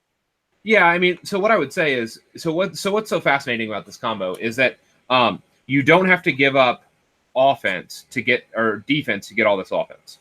Because the other half of this is that this army is dripping in bonuses to save. Mm-hmm. And this is something that we have not seen this in an army. Let me say it this way: Daughters of Cain are hyper deadly because they can move offensive buffs around to a single unit and drop a bunch of offense on a single unit, and now that unit becomes this hyper punchy unit, and they can just keep doing that. Yeah, they can manufacture Death Stars in their hero phase. That's the only reason Daughters really became what it did is because of the Hagnar thing, that they were able to do that and then also make the unit defensive on top, right? If that whole army had been stuck on 6s and 6s or maybe 5s and 6s and that's it, you would not see that level of dominance, right? That would be it. Absolutely. So this army, quite the opposite, can manufacture basically tar pits in the hero phase because it has a bunch of bonuses to save. It can move around the army and even reroll 1s to save that it can move around the army. Mm-hmm. And so it's really good. So there's a prayer that you're going to have priests because a lot of your main terrain piece, the forge, the pizza oven as Vince likes to call it. By the way, that the fire in here, Vince, mm-hmm. Is totally not sculpted in there. You can glue it in, which means cool. you can truly put a pizza there. It is made to actually put a pizza in the pizza oven. I saw that today and I was like, oh, really? Dun, dun, dun. Yeah. Maybe somebody already made a pizza with little cool toppings. Somebody. The blot thickens. There's a number of shields that would be really good to make up into pizzas. Just green stuff and pepperonis on top. Anyways, so there's a prayer that gives you +1 to all your armor saves. There's a prayer that gives +1 to all armor saves. There is most notably the Battlesmith, who used to have a 12-inch bubble that he could activate to get reroll all saves, right? Or it was an 8-inch bubble. 8-inch at the time. Yes. He now has a 12-inch Holy Within bubble that is +1 saves, just permanently broadcast. And if he takes a particular banner, that +1 saves go to that 12-inch bubble of saves goes to 18 inches Holy Within. Yep. And because this guy can jump up 10 inches at the start of the phase, those Magmadroths that are hitting that front line can be in that effect, that bubble effect. Another possibility is of armor saves in the army is the Rune Smiter on Magmadroth. Has a single turn bubble that he activates wholly within 12 that is also +1 to save. So rather than giving table wide reroll all wounds, he gives this 12-inch bubble of +1 save. And then there's the battalion, the Orac Hearthguard battalion, which can bonus +1 to save for units wholly within 18 of them. And that is at the start of the enemy hero or the enemy hero phase, but which we can talk about. Yep. So feasibly, you could send these guys in. So if you had the Mag Smiter, which I love to death. He, by the way, both the Rune Smiter on foot and the Magmadroth, the Rune Smiter on Magmadroth, have their base prayer as reroll all wounds. So when I said you can be reroll all hits and reroll all wounds on these Magmadroths going in, it's because the generic Rune Smiters have that buff, right? Have that prayer. And so you could feasibly be at 2-up reroll ones for both of those Rune Suns going in at the top of one. So like if they go into unbuffed witches, the witches are going to bounce off of it. Sure. And they're going to grind through a block from the mortal wounds and from everything else they're spitting out.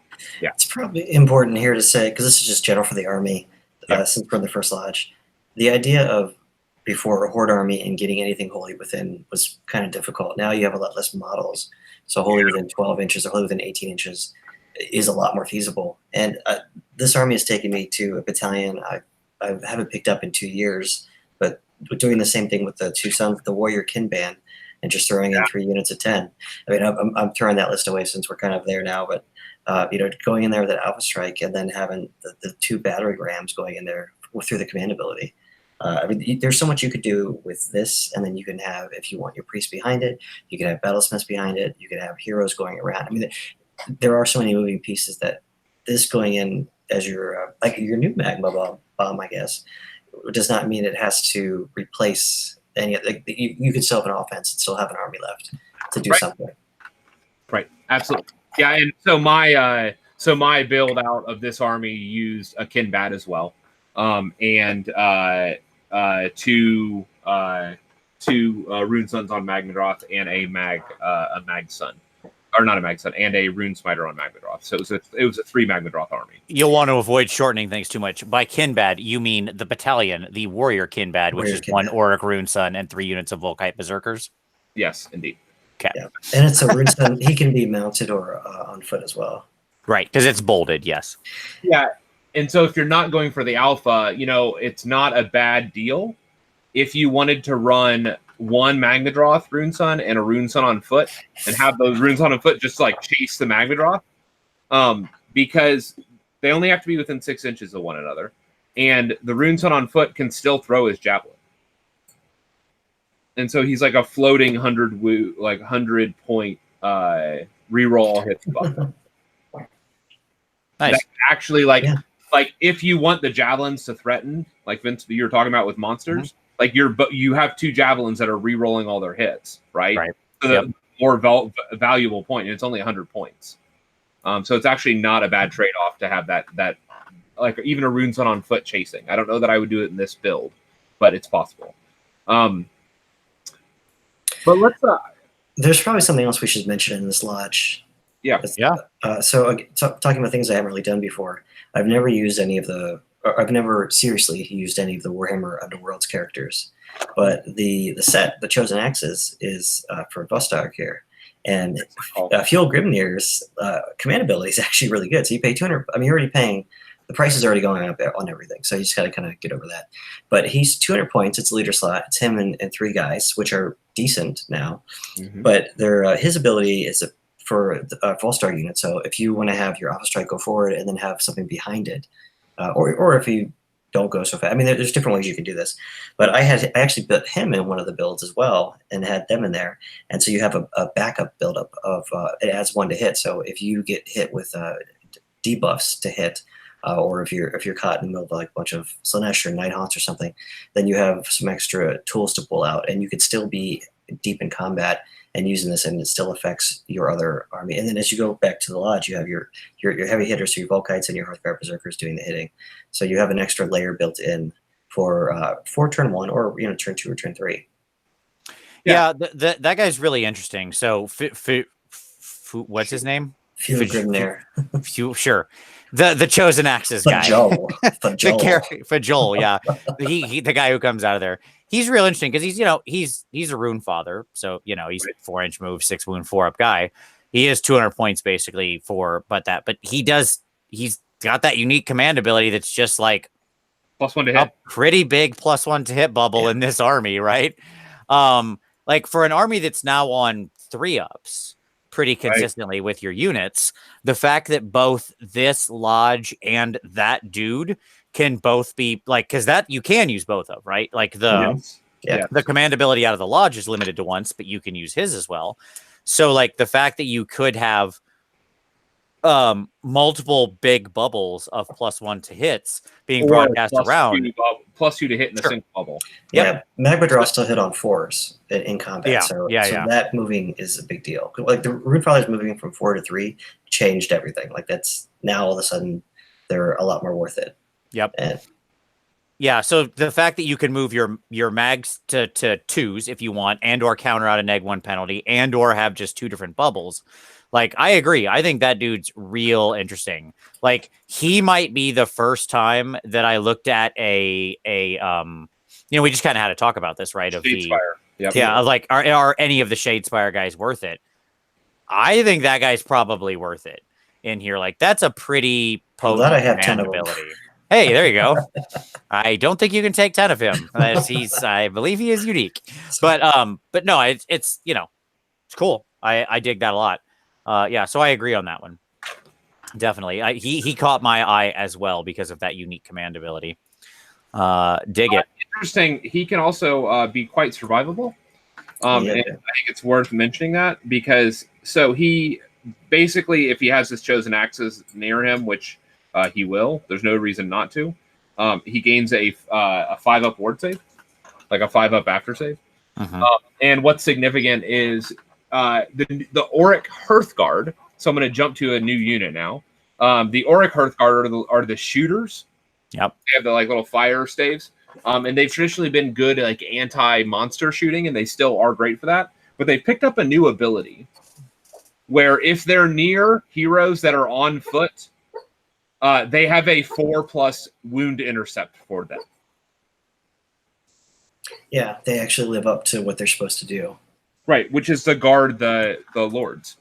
So I mean, their shots they can shoot further, like it's an extra 3 inches to the distance, and they still don't have a hair save, but that they can intercept. I mean that's a great thing. They have 120 points to have 5 of those if you're looking around. The army does line up when you're like a lot of the new ones do when you're buying the terrain pieces. Like if you want to buy like the bidet is 60 points, and the wall is 40. But as you're trying to find things, 120 points can fit its way nicely into some of these units when you're making your list. You're like, oh, I need 120 points.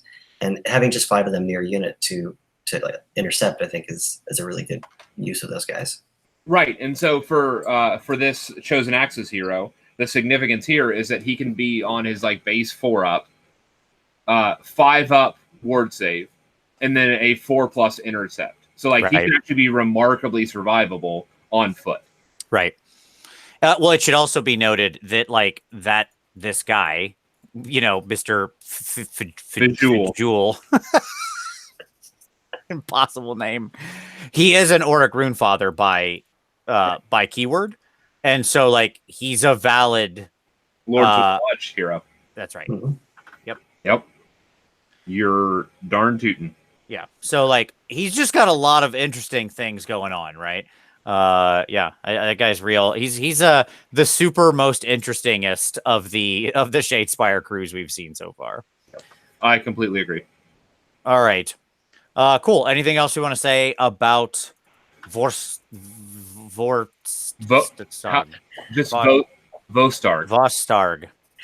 Can you do the entire show, Vince? Can you pick a really southern twang accent and just do it like that? No, I cannot. All right. Okay, cool. All right, next up, Greyfeared. Oh, these names. All right. So, okay. Let's go through the abilities. Here we go. Abilities. You can choose 2 additional people to have artifacts, 2 additional heroes to have artifacts. Kind of cool. First time we've seen that, getting additional artifacts as part of this. That's sort of territory that's always been there, right? That's design space we always had available, but it's the first time they've done this. What's that? Not. Oh, who else had it? The Urbias Skyport gained a bonus artifact. Oh, you're right. I forgot about Well, I think I can be forgiven for forgetting KO existed, so that's fine. It's not like they count. So, command ability. Expert Cohesion. You can use this command ability. I'm gonna highlight my ability to control myself and to control my responses. I've grown as a person. When you call it out, Tom, it doesn't mean as much. Just pointing that out. Hey, Draw attention so that you don't draw attention. Yeah, exactly. I've grown as a person. Oh, well, we're all proud of you. All right, command ability, expert cohesion. You can use this command ability in the combat phase when a friendly Greyfeared hero is picked to fight. Other friendly Greyfeared heroes that are not mounted on Magmadroth and are within 3 inches of that hero. So y'all got to be, everybody's got to be close. Huddle up, boys. Can fight immediately afterwards before your opponent gets the option to pick a unit to fight. Any model that does so cannot fight again in that combat phase unless an ability or spell allows them to fight more than once. So in other words, you can chain activate heroes, right? This is what I like to call the hold my beer ability. Yeah, exactly. So then the command trait that your general has to have is add 1 to the attacks characteristic of this general's melee weapons while there are 5 or more enemy models within 3 inches of this general. Oh, sure. Okay. Cool stuff. Cool story, bro. Why? Why? This is the kind of text that I read and I'm like, sure. I think that ability could be replaced with just like random emoticons, right? It could just be emoji and it could be wingdings out of Microsoft Word and it would be as useful. Okay. That is insanely specific and forgettable. Why not just +1 attack? How many artifacts do we have that are just +1 attack? Sure. Absolutely. For one character, yeah, that is your general. Halo said might as well give him Mountain Walk. No. It's not Mountain Walk. Okay, because Mountain Walk is still too broadly applicable. It's like Mountain Walk if your opponent controls at least 3 creatures. Right? That's what it is. And you're playing on Tuesday. Right. It's just like that's legitimately that ability. All right. And then the artifact is the Helm of Obsidia.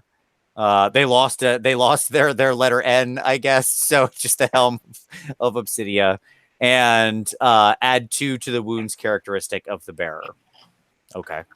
Well, if you're on a Magmadroth, it's 16 wounds now. That's not bad. But it's not good, actually. Actually, it's terrible on Magmadroths because it's based on wounds suffered. So that just means you're at the lowest tier for That's true, yeah. for 2 wounds longer. Yeah. That's true, yeah. No, it's actually really good for Doom Seekers. Mm-hmm. So Doom Seekers gain bonus damage based on how many wounds they suffered. Right. And so like that pushes him to 8 wounds, one of them. So he can like hurt himself and then be like, let's do this. I'm throwing around 3 damage hits. Well, so since last time you kind of you called out what I was looking at for that lodge. So sorry, are you done, Vince? I'm done. There it is. Go forth and explain how you would use this, in my opinion, underwhelming lodge. Yes. Like the magic items are cute. I find this one to be I can think of like one use for it, but I do not like this one. But go ahead. Yeah, I mean each of the 4 lodges kind of has like what they're supposed to do. The fast one, whatever. So with this one, I found it started with like it does have the monster hunting thing. And then so because you have the heroes that can chain activate, having your Grimwraths and Grimwrath Berserkers and Doom Seekers in here, with 2 extra artifacts, you can give them lots of little. They can do extra more wounds. They can go monster hunting. If you with the Doom Seeker now, you could pick so the Doom Seeker used to be not worth it in my opinion. Now it's actually pretty good, and that you can pick a unit and then get your rerolls on that unit. You have a chance to do extra damage. There's different artifacts you can take. So if you have a monster hunting little poor hero that can go up with heroes and chain activate, then you could use your extra artifact spots on them, or you could even use those to get more of your battlesmiths, because your battlesmiths, I don't know if you did this in your army, Tom, but I kind of expanded on this a little bit, and I use those 2 extra artifacts to give the Null-Cidian icon. So I guess we'll just jump over to these guys. So there's 2. You already mentioned one of the 3 relics that you can get for battlesmiths. Okay, and stop. Of the artifacts, the battlesmiths have the best artifacts, and we can stop there. I think we're pretty good. Let's talk about those 3 artifacts. Okay, the first one was the one we already mentioned, which was it extends the banner, the +1 save, from 12 inches to 18 inches. That's the first one. Kenny, go ahead and describe the Null. Null Cidian icon. Yes. Yeah. So this is the one I think is the best. And if I give my 2 artifacts, I give this and the other one. So every time a friendly Fyreslayer unit wholly within 12 inches of the bearer is affected by a spell or endless spell, you can roll a dice. If you do so, why wouldn't you? On a 4-up, you can ignore the effects of the spell or endless spell on that unit. They're immune on a 4-up. Piss off spell. It's madness. That is so good. Like, I've been a fan of the spell mirror, which was like a 6-inch and on a 5-up, and when you roll a 1, it breaks. I've thought the spell mirror was like hidden tech forever that people weren't capitalizing on, right? Oh, yep. This thing is just like, nah, we're just Hold my beer. that. Yeah, Just 4-up and no chance to break. This thing is absolutely the winner. This is your, like, we made the joke about the banner of the World Dragon, right? Like, this is your World Dragon banner. It's not as good, obviously, but it's pretty cool. It's pretty darn good. Ooh, lightning. Oh, never mind. Because it's immune to the spell, not immune to the damage. So, like, the whole, like, Rat Trap, Warp Lightning, no run, yeah, ignore that. The whole, like, penalties to hit for Dread, Overwhelming Dread, no penalties. Like, just immune. Like, this is in every list. All of them. That banner. That's where you like start. Every list I've written. Like, and so the reason why I like opt potentially for not wanting to do a lodge is, do I want a second artifact that's not the sure, because if you take a lodge, you've already assigned 2 artifacts. You've got to have a battalion. Yeah, that's a problem. Yeah. I always have to have a battalion because I have to have the banner and my lodge artifact. Right. Like or you've got to take this underwhelming lodge just to snake extra artifacts. Right. Well, you asked about like what this lodge is for. I can tell you what this lodge is for. It's for 2 list formats where you know that like 3 places of power is going to be in the lineup, and you want to have enough artifacts for your heroes. Yeah, I mean, I don't know that I'm like, so, Dan in the chat had asked about that. Like, is this not worth it to compete in wizard missions? I would argue no, because the other missions are also a thing. Like, you got to win in the other 4 to care about this one. And like, you can get 2 artifacts easy enough. Their battalions, yeah, they only have 3, but they're not bad. Like, these battalions are usable, right? Every single battalion. I've made every single battalion other than the Mega Battalion. Right, which is a strong statement. Like, to actually have 100% of the battalions given, it's 3 for 3. That's not, I understand it's a small sample size, but to actually have all 3 have value and be usable in lists means that you're most often going to be able to have a battalion. And by the way, like, cost wise too, they're not bonkers. They're like, they're high, but they're not bonkers. They're 140 to 160. Yeah, they're exactly sort of mid-range battalion-y, right? They're not the 200 crazy town of like the Phantasmagoria, but they're also not like old school cheap. They're just like battalion costs. They're just what battalions cost, right? And so like I feel like you're gonna have 2 artifacts often enough, and the fact that you can make so much stuff in this army so tough, right? Yeah. The fact that you can have this banner and, have like a hero near there who's just absorbing magic on a 4-up. The fact that you can broadcast so many bubbles that are +1 to save. The fact that you have so many ways to get rerolling 1s. And like some of this is targeted, some of this is bubbly stuff. So like heroes can actually be, even like your foot heroes, as we just mentioned, can be like quite survivable. So like, let me paint a world for you where you have this banner who this is on your battlesmith who's plus right. So he himself is already like doing so it. He is already a 6 wound unit on a 3-up base save. Okay. Mm-hmm. That is now immune to spells on a 4-up. No, he's 5 wound, but yes, I take your meaning. 5 wound, sorry. And you can have a unit of 5 Oracs near him, easily within this 12 to absorb additional wounds on a 4-up. Meaning that he is functionally a 10 wound model with 4-up ignore spells. Yep. Who's running around at a 3-up with no extra effort applied. Right. Right. And he can gain benefits of saves in terrain. So you can get to a 2-up, not terribly. And let's talk about prayers real quick. Because prayers are something we haven't talked about the invocations yet. And I wanna like, Kenny, what's your favorite invocation? Let me ask that before I go on a rant. Oh, the 3 here? Yeah, so we've got the Zargron bidet. Flame Spitter, the Runic Firewall. What he calls the bidet. The bidet. So you got the bidet, the fence. Yeah. And the Infernoth, yes. I can't read your comments. I can't do the multiple screen thing like you guys can do. The Infernoth, which let me That's okay. point out, like when I built this today, like dude is on a chariot base. Oh, is that on the 120? Mhm. Yeah, this dude's on a chariot base. Cool. He is- Oh, look, Kenny's got his painted. Where you at, Looks Tom? like Where you Godzilla at? on the back. I was putting mine together as we started, and then obviously the wall, as he said, the fence, the runic fence, The fire fence. So Kenny, what's your favorite of those, and why? Oh, I mean, I think they're all good because you can use the wall to trap things in and then create traps around it. But I'm gonna have to go with the bidet. And I know it can't move around like Godzilla can, but this one, I feel like in the shooting phase, first of all, it gives you something in the shooting phase, and then it has a longer reach of damage. So, do you have the scroll up in front of you? I have to grab mine. Yeah, so the Zargon Flame Spitter. Let's give it a read here real quick. At the start of your hero phase, one friendly Fyreslayer's priest can attempt to perform this magmic invocation. If they do, make an invocation roll by rolling a die. On a 3+, the invocation roll is successful. We should say that you can each priest can only attempt one invocation roll, and each invocation can only be attempted once. So it's endless spell like. Yes. The point being is that, like, if you fail it with the first priest, if you fail to get your flame spitter out, it's not like you can go try it again on another priest. Like, nope, that's it. And yeah, so okay, cool. If it's successful, you set up your little flame spitter wholly within 6 inches of him.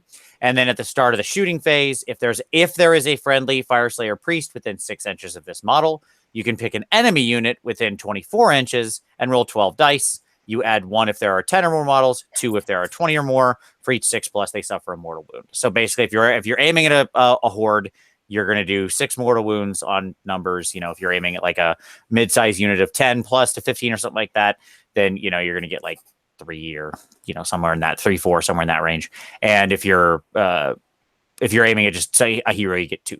Right. So there you go. Yeah. Yeah, 60 points, but I think worth it. Okay. Yeah, I like it. I didn't like it initially. I thought it was too costly. And then the fact that it lets you like have a priest in the backfield, like on your terrain piece, still participate. Like that's what sold me, was the fact that I can stick like a rune master in the backfield and still have him shoot. It's worth saying, by the way, that that the priests, much like Doc, much like Korn, they get their War Scroll prayer. They get their Zargrim prayer for allegiance, and then if there is an invocation, they can make an invocation roll. Right. So you can actually make 3 rolls at the start of, for your guys if you have enough invocations and stuff like that. Like if you've paid for the invocations, and then each of them are going to get a free prayer, and then they have a prayer on each of their war scrolls as well. Right. But for me, the wall is the no-brainer. Okay. I have never been as hot on an endless spell, no pun intended, or endless prayer as I have this beautiful, beautiful piece of plastic. May I give everybody the rules here real quick, the quick rundown. So you're talking about the Runic Firewall. Yes. Same thing, summons on a 3-up. So that base rules, same thing, hero phase, blah, blah, blah. Roaring Rune Fire, a model cannot see another model if an imaginary straight line 1 millimeter wide, drawn from the center of its base, the center of the other model's base, passes within 1 inch of this model. So it actually extends, right? It's not just the wall itself, but it extends 1 inch around it. So it's actually even bigger in its blocking than the base of the thing itself. And Awaken Runes, you reroll save rolls of 1 for attacks that target Fyreslayer units wholly within 12 of this model. So it acts as a little mystic shield bubble in the middle of the field. And 12 of fully within 12. 8-inch base. Mm-hmm. And Magmadroths can run over top of it without it costing anything. They run over it as though they could fly. So sure, you can use it to screen Magmadroths. They can move through it, whatever. That doesn't matter. Like, okay, neat. Ignore that. Like, you may or may not use that. Like, there may be corner cases. Sure. What this is a 12-inch mystic shield for your entire army that you can set down, and it projects this 12-inch bubble around it, which is awesome. And if it did that, I would be happy. Right? Yep. But that's not only what it does. let's talk about the line of sight blocking that's going on here. Sure. Reread how that is determined, how that calculation is determined. An imaginary straight line 1 millimeter wide, drawn from the center of its base to the center of the other model's base, passes within 1 inch of this model. Stop. Okay. So you measure from the center of whatever model is attacking's base to the center of the target. Yeah. Okay. So tell me, is a 32-inch round base adjacent to this tree? Is the center of this base within 1 inch of this wall? Yes, of course. You're adjacent to it. You mean like literally standing right beside it? Yeah. So if you move any of your models, 32 mil rounds, adjacent to this wall, they become immune to all line of sight. You're saying like not behind it, but like kind of up. No, ever in any direction. Even if they are 3 inches away, staring directly at the model, because the center of the 32 mil base is within 1 inch. When you measure it, center of base to center of base, meaning that any 32 mil Fyreslayer that is next to this wall is 100% immune to line of sight. Oh, you're saying so like yeah. So you're saying like if the Fyreslayer happened to be standing in front of the wall, right, or behind it. Or behind, I understand, but I'm saying it works even in front. Like the wall works weirdly because of the way they wrote the rule. Well, let's not put too much on this. This feels FAQable. I can feel somebody typing this out already because you're right. What you've just described with the way they wrote this is to make this very real for everybody, right? You have so yeah, you have so exactly. Here's a dude, right, and he's standing. The wall's behind him. This guy is shooting at him. He can't see him. The ogre cannot see Chaos Sorcerer because the center of this this guy's on a 32 right here. The center of this base is still within 1 inch of the wall. Like he could be a little bit forward and still maintain that, right? Because it's not measured from the edge of base to edge of base, but center to center. What that means is that no matter where you're at, you cannot draw a line of sight to the wall. And there is no way to get rid of these walls. Right. Sure. Because these are not endless spells. They cannot be dispelled. So they are just there. And so like unless they go away, because they can go away, obviously, just like the things. Yep. They go away on basically a 1 if you have a hero or a priest within 3 inches or 6 inches of it. Like normally they go away on a 1 or 2. On a 3 they stay. If you have a priest near, they go away on only on a 1. And so like for holding objectives, like you can take and stick, basically make a unit immune to shooting and spells with this wall as it's currently written. We'll see if that survives the fact within the next 2 weeks. Yeah. But as it stands right now, that battlesmith standing next to this wall, you have to melee him down. There is no killing him otherwise. And when he is next to this wall, he is on a 3-up reroll 1. He's also projecting a Mystic Shield. That's very funny. Yeah, they were trying to get like the idea of probably like smoke and heat and stuff around the wall, and didn't really think about what they were doing. It's very funny. And they're like, "Yeah, bitches." Yeah.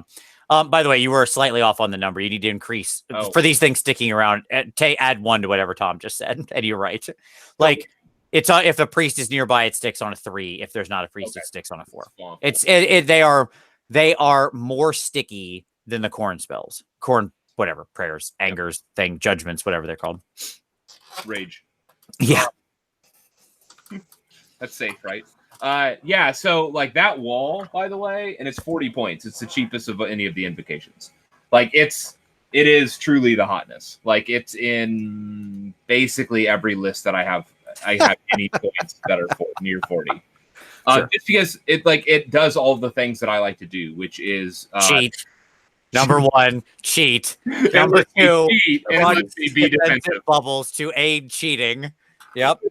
No, I understand. I'm glad to see that they've sort of built you a new Nurgle force here. You know, it was gone for a little while, but it's back now. Well, you're not wrong. I mean, like in this army, and we're gonna get to this, they made both the at the same time, both the most turtly defensive unit in the game, and also the most offensive unit in the game. And we're going to get to that.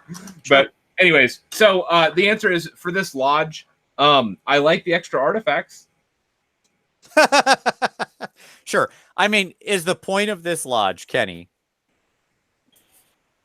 Is this just like take a bunch of Grimwraths and Doomseekers and go freewheeling and have a good time? I mean, you can do that, and then you can either equip them or equip Battlesmith. The other standard, before we get too far off, because we're kind of doing the tome over these 4 lodges, Yep. but the other standard gives them what they didn't have before is the chance to dispel as a wizard. So like the KO had that one. Just one. Like isn't it? Yeah, you can dispel 2. Yeah, you get 2 unbinds from one. Yes. Yeah. Yes, I've lost my page. The other, yes, you're talking about the other icon that we didn't mention, right? Grivenir's Condemnation, yeah. Yeah. Yeah, so if you're doing this, you get the other 2. Hey, there you go. If you want to talk about FAQable things that aren't going to survive in the next 2 weeks, currently those standards stack. The Holy Within 12, the way they wrote those rules, currently you can have 3 of them next to and everything within 12 gains plus 3 armor, plus 3 save. Like right now they all stack, and that's going to get changed. Oh yeah, sure. You that are building like multi-standard lists, don't Battlesmith lists like. Those will not stack in 2 weeks. Yeah, we should state that, like, yes,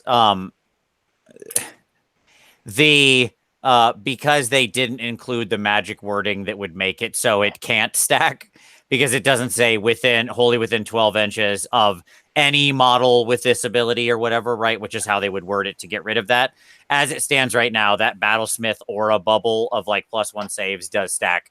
Again, I agree with Tom. It won't be stacking 2 weeks from now. So just like, don't get your hopes up on that. Don't buy a bunch of Battlesmiths. It's not going to last. Yeah. They're not going to have like, you can't run all 3 of them next to each other and just like have this +3 to all saves bubble getting broadcast around. Oh, no, hold on. +3 to all saves and 4+ immunity to spells.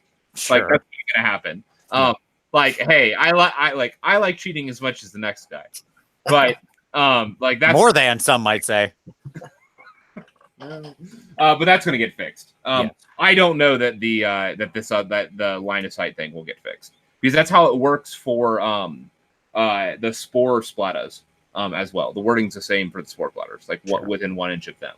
So like technically they are immune to line of sight themselves always, unless the unit is flying or a monster, like because of how they added that clause, which that clause is not in this at all. Like that exception clause. Chaos, you want to give some more color to what you just said there in the comments? He's saying that's staying. That's if they said it's a feature, not a bug. I'm going to need some confirmation on that. And even if so, I'm not sure I believe it. We've had confirmation on other things before. Yeah, this like what they said it was confirmation on the stream. You mean, like skull cannons and wrathmongers? Sure. All right. So, yeah, I mean, okay. We'll see. We'll see. Kenny, any other thoughts on this particular lodge before we leave this one behind? This one to me is honestly the least interesting. Yeah, like, this one is the Kraith of the Fyreslayers. It's the Kraith. Oh, shots most definitely fired at both Kraith and Chuck Moore somehow. I don't know how you got him, but you got him. Ha, got him. What I'll say is this. I like it. Like for a fun list, like don't get me wrong, I would throw down like 14 Doomseekers and and like 3 units of Hearthguard and a Runefather. Like I'd do it. Sure. But it's not like you're not winning events with that. No. Or many games, frankly. But it'll be really funny to watch those dudes fight. I don't know. We'll find out. All right. Hey, there you go. All right. Hermdar. Hey, that's one I can say. Okay. Hermdar. You're getting Hermdar. Spot Vince. Yeah, exactly. Just okay. Vowels and consonants that belong together in a way I recognize. Got it. No random J's or W's. Just inserted into places they don't belong. All right. Hermdar. Abilities for the army. Seized by force. Units wholly within enemy territory or wholly within 12 inches of an objective do not take battle shock tests. So here we're seeing the within range of an objective thing being deployed again, just like it was in our corn book. Yeah. Okay. Command ability is Skull Breakers and Oath Takers. You can use this command ability at the start of the combat phase. Always be wary of that, because don't forget, if it's not your turn, somebody who else is acting at the start of the phase will get to do all of their things before you get to do this. So, like, anytime I read you can use this thing at the start of the phase, that has like less value to me, right? Especially if it's an activation thing like this, because you can get gibbed by it when it's not your turn. Yeah, of course. I understand. Pick one friendly Hermdar Volkite Berserkers unit or one friendly Hermdar Hearthguard Berserkers unit. So again, Volkites or Hearthguard Berserkers. Wholly within 12 of a Hermdar hero, that unit fights at the start of the combat phase before the players pick any other units to fight with in that combat phase. Yes. Okay. So, cool. Yeah, like, it doesn't matter, because if they fight first, then they're going to fight first anyways. But in your turn, you have the option in your hero phase to fight first, and not. No. So you don't have to spend the command point in their turn. I understand. Absolutely. I'm not doubting that. You wouldn't do it. I'm always just saying, like, you want to be wary of that stuff, because you could, like, yeah. It's fine. It was more of taking it to make a broad point about it, but yes. So you have this is their entry into the activation wars here. Yeah, it is. Sure. Their command trait is Warrior and Dominant. Subtract 1 from wound rolls for attacks that target this general. If I stopped reading right there, I'd be like, okay, that's kind of cool. Like, neat. Having a general that has -1 to be wounded is pretty good. But I'm going to keep reading because there's more text. And so let's keep going. And friendly Hermdar units wholly within 12 inches. What? What? Like, what? So this dude's just bringing a bubble of -1 to wound, which is really good. Like, that's so good. So very good. Well, so you're telling me in shooting too. Yeah. It's not just in combat. It's just period. Yeah, it's just wound roll. It's really good. Like a Magmadroth, it's this huge bubble. Oh yeah. And then the artifact of power that has to be given out first is the Tyrant Slayer. Pick one of the bearer's melee weapons. You can reroll wound rolls for attacks made by that weapon. That target an enemy hero. In addition, if the unmodified hit roll for an attack made with that weapon that targets an enemy hero is a 6, then that attack inflicts 1 mortal wound on the target in addition to any normal damage. Look, we had to have one loser in the bunch, because I would argue the other 3 abilities are all actually quite good, right? Yeah. So, like, basically what this artifact of power says is you're going to write down Tyrant Slayer on whatever hero you don't care about, and then forget that exists for the rest of the game and move on. No.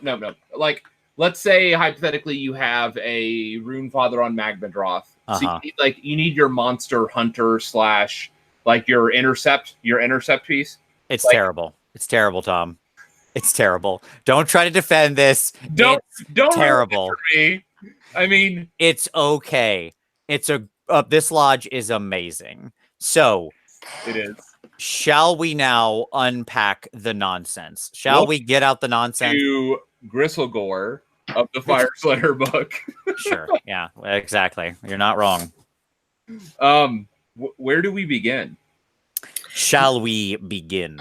Well, this is a good place to talk about, like, why the most defensive unit that we just built can become now the most offensive unit, right? Sure. So let's talk about Hearthguard Berserkers. Hearthguard Berserkers are the new... they are the Endrinriggers of this army. They are the Grimgrassed Reapers of this army. They are the... give me another hyper points efficient. Oh, they are the Witch Elves. They're the Witch Elves or the Skyr Acolytes of this army. Oh, there you go. So here's the deal. You gain 5 of them for 120 points. And you go, that's not real good, right? Well, it's 10 wounds. It's 10 wounds for 120 points that are on a 5-up save, so not super hot. But the fact that you can throw around +3 to +4 armor in the army, you can get there if you need to. Sure. It's not unreasonable for them to be on a 2 or 3 up pretty easily. Yes. Yep. Those 5 dudes who are on to have 10 wounds, have 2 attacks a model with a 2-inch reach, so they can attack over their bases. Yep. Yeah, it's a big change. It is a huge change, and they have 2 attacks per model now. So they are now those 5 dudes are 10 attacks. If you go with the pole axes, you gain you're on 3s and 3s, no rend, 1 damage. But every natural 6 does 2 mortal wounds. Yep. In addition to generating a wound roll. Yep. So you roll 10 attacks, you get 2 6s, right, on the hits. You still get to proceed with all your normal wound rolls of whatever hit, and you also dealt 4 mortal wounds. Yep. Okay. Yep. And you also, and then with the axes, which are actually, I think, viable now, they're hitting and wounding with the same numbers, 3s and 3s, but they're neg 1 rend 2 damage a pop. So those dudes are punchy, just right out of the gate. And it should be stated that they do have like you mentioned, they're 120 for 5. Just to continue sketching that out, they do have a horde discount. They go to 600, right, for all of them? 600. Yeah, I mean I'm just you can have 30 of them for 600. Just so what we have not mentioned is that they have one other ability. They have a 6-up after save. Oh, this is killing me. That it's a hair save. They have a 6-up hair save. That's fine. We'll keep it with Kenny's language. The 6-up hair save. If there's a hero anywhere in their zip code, you may want to be a little more precise. If there are any friendly Fyreslayers heroes within 10 inches of this unit, not wholly within, not anything like that, just within 10 inches. So their zip code. Yeah. They go to a 4-up after save. Yeah. So they gain the Phoenix Temple, like Phoenix Guard 4-up save, or also known as like the old Volkite Berserker 4-up. Like they've always had this. It's the only hair save that didn't change, really. It's the only after save. You're right. You're right. It's the only after save that didn't change. And what's so fascinating about it, though, is that this is now on 2 wound models. So in that world where you've built 60 or 30 of these guys, that is 60 wounds in 1 unit on a 4-up with a 4-up after save, which means it is immediately on the math an equivalent of 120 wound unit that can technically be on a 2-up rerollable save. Yep. That's all true. And as if all this wasn't ridiculous. As we just stated, can actually get a lot of them into combat because that 2-inch reach, right? Like can reach over their bases. They can fight in multiple ranks, as it were.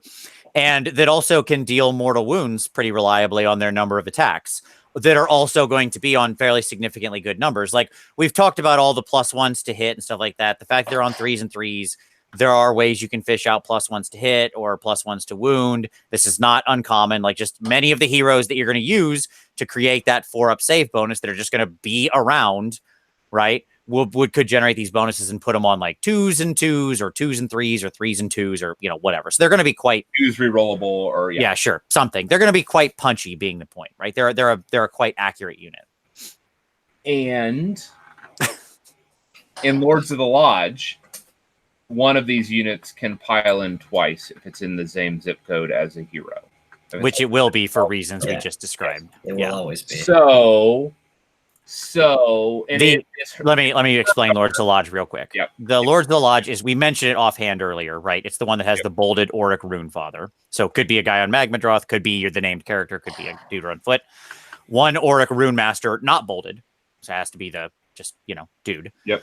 And then one Battlesmith, which of course you're going to take. We just discussed that, right? Because that's the dude who's going to be carrying around the ignore spells banner, which he's certainly going to be trying to affect this unit with. And 1 unit of Hearthguard Berserkers, and then if they're wholly within 12 inches of a hero, which they're certainly going to try to be for all the reasons we've talked about, then after that unit has fought in the phase for the first time, which, as we just stated, could be in this lodge, can be at the start of the phase, the combat phase, yeah. Because if it's your turn, they get to do the fight at the start thing. Because you're going to activate it. I should state, if it's the enemy turn and they don't have a fight at the start thing, you can get ahead of them, right? Like if you're not against Gristlegore or High Tide or whatever, and it's the enemy turn, you can jump out ahead of them. Yeah, right? You can absolutely get out ahead of the 60 wound unit on a 2-up reroll 1s, 4-up after save. No, yeah, that what I'm saying. You can. What I'm saying is like if you're going against any normal enemy who's not participating fully in the activation wars, Yeah. you know, if you're up against the 30 witches, okay, and it's their turn, right? The 30 witches have no ability to fight at the start of combat, right? And so you can activate it in their turn. You jump them in the line and call up Harry Belafonte because jump in the line just happened, and you're gonna smash those girls off the table. Right, like, and whatever's left is gonna punch back and do nothing effectively. Like, it is not only a deadly unit, and because by the way, you're gonna fight first and then fight again.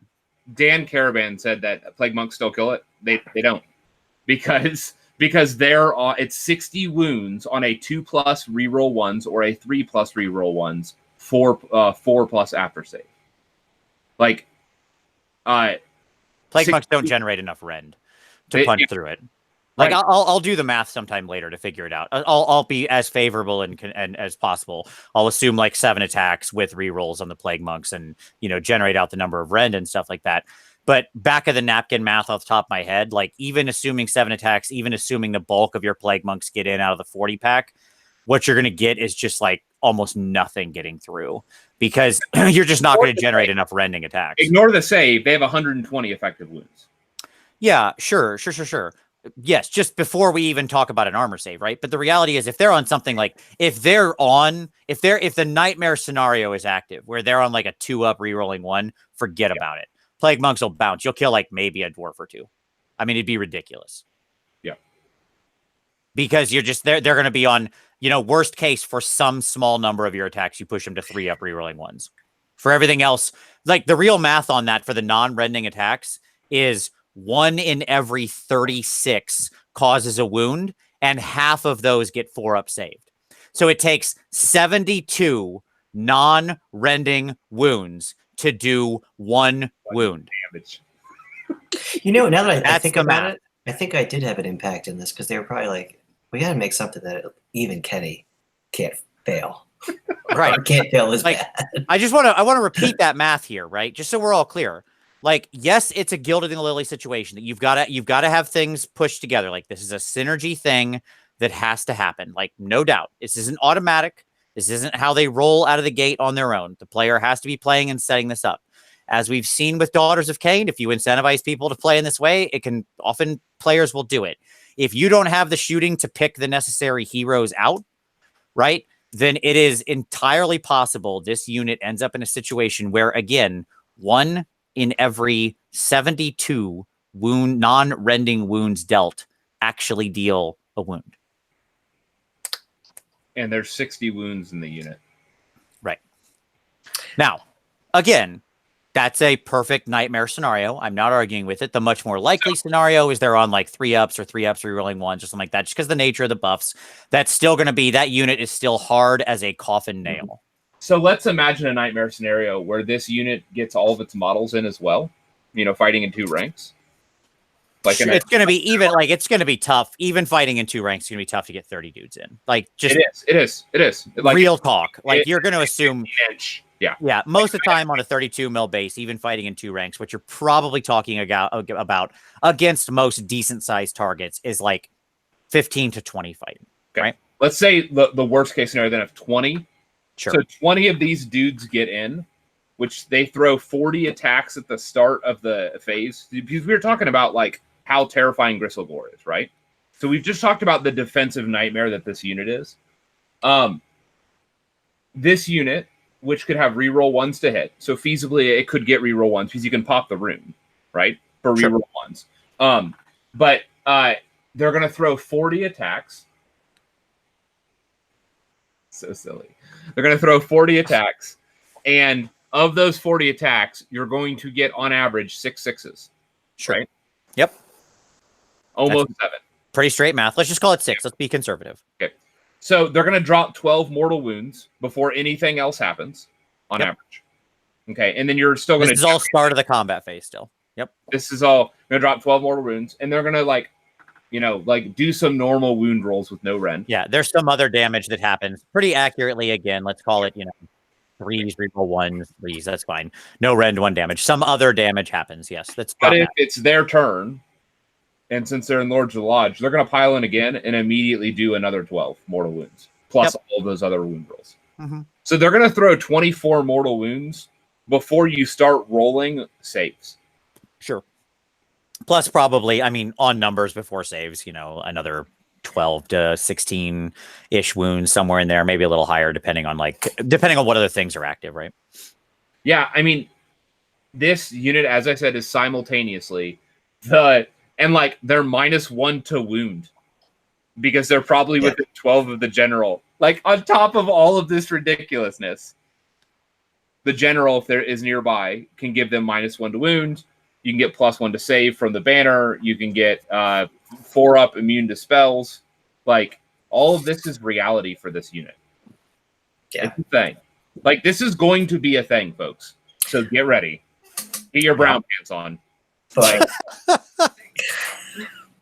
kill the hero. I mean, that's kill the heroes. That's all. There's a way to deal with this. Yeah. Yeah, like exactly. Like if there was ever a call, like Rob, Honest Wargamer Rob, has been talking about the necessity of shooting in the meta. My God, is that like because you have to if you snipe the heroes out, suddenly these guys become manageable, right? Right. Because like they're a good unit on their own. Don't get me wrong. They're plenty punchy, but if you have them down at like if they're on their normal 5-up, 4-up or something, then yeah, sure. Okay. You can kill them, they're still offensive, but if they're not getting like, many buffs to offense, they're going to do damage still, but they're a handleable unit without the hero synergy. But like we have a Daughters of Cain level nightmare on our hands here, right? Worse than. And Darren Kerman said that the Blades of Putrefaction on the Plague Monks would generate like 87 mortal wounds. Let me point out that Blades of Putrefaction is a spell, and it's an spell effect, so they can, on a 4+ ignore that Blades of Putrefaction effect. Just a 4+ ignore the... I don't think that's how it would work. Yeah, because it's the spell that generates the mortal wounds when they roll 6+ to hit. Yeah, I don't think that's actually how that happens. Because the spell isn't affecting them directly; it's causing the effect. Whatever. It's a worthwhile FAQ, I suppose, but I don't think that's what would happen. I mean, they'd have their 4-up save against it, right? So okay, that's fine. I mean, you'd have to be that's playing Plague Monks to get that. You'd have to play Plague Monks in Nurgle. In Nurgle. So like, okay, I mean that's fine. Horsepower Berserkers are still in stock, by the way, on the store. You can go purchase them right now. I mean, look, I don't want to overhype it. Like as usual, I'm always like somebody who's like, well, things are handleable. In general, my general answer is like things are fine, things will get handled. And I do think that this won't be, when the daughter synergy thing came into the meta, there was just like no shooting, 0. It wasn't even present. Right. That's not the case now. Right. Like it is the case that there is shooting in this meta. And so this might not manifest or might not manifest as strongly because there are things like Skaven out there. I do think Skaven are a good counter, by the way. The way you counter it, though, isn't by throwing melee bodies at it. That's like the worst choice. You just have your Warp Lightning Cannons and Jezzails pop their heroes off the table. Like, say goodnight, Gracie, right? The Jezzails will blow up Magmadroths like it's nothing. Like, those guys are dead top of 1. Okay. Or whatever, assuming they're not hiding behind that dumb wall. In which case, whatever. I'll just that there's a wall that makes them immune to your Magmadroth base is probably too big to get the center point within an inch of it. So I'll just gnaw hole to the side and shoot you there. Like you can only point that thing one direction. No, you're right. No, I don't refute that. Right. So my point is like there are answers out there, but like without shooting and killing the hero, it is if this unit gets turned up, it's just very, very difficult rock to chew. In general, with the army, I think that's a way to deal with them before and now in this incarnation too. Is get rid of the heroes. And so it makes a big difference. So one person might say, "Well, wait a minute, but they're only a movement 4. They have a slow movement." Sure, which is totally true. fair. Yep. And the two things that I'm going to now point you to are two other abilities that we have not yet talked about. So the Rune Smiter on foot, the Orac Rune Smiter, can still deep strike a unit. His deep striking ability for that unit has been changed to be wholly within 12. So like when you set up, you can't daisy chain him out like I used to. Right. You have to create a bubble, like that they set up on. So that's one thing. The other thing, though, is that there's now a prayer, and this is the important part. There's now a prayer that gives a unit that you affect run and charge. Right. So this unit can also be run and charge. Yep. So you could just read this as 10-inch move. And we should state specifically that's not anything. The run and charge. The run and charge can only be applied to Volkites and Hearthguard Berserkers. I mean, the unit in question is a valid target, but just so you the point being, you can't just randomly throw it on like your Magma Droths or something if you would want to do that. And it's a pretty decent range on the prayer. Like it's got to be wholly within 18 inches of the priest. Yep. So pretty decentish range. But yes, and that is a 3-up prayer. It should be stated that like the real kicker here is with because some of this stuff that we're talking about is relying on prayers or multiple prayers. Right. And it should be stated that most of their prayers happen on a 3-up, the exception being the +1 to armor save prayer, which is on a 4-up. They don't have any way to reroll their prayers that I can think of, but the Magmic Battle Forge can only add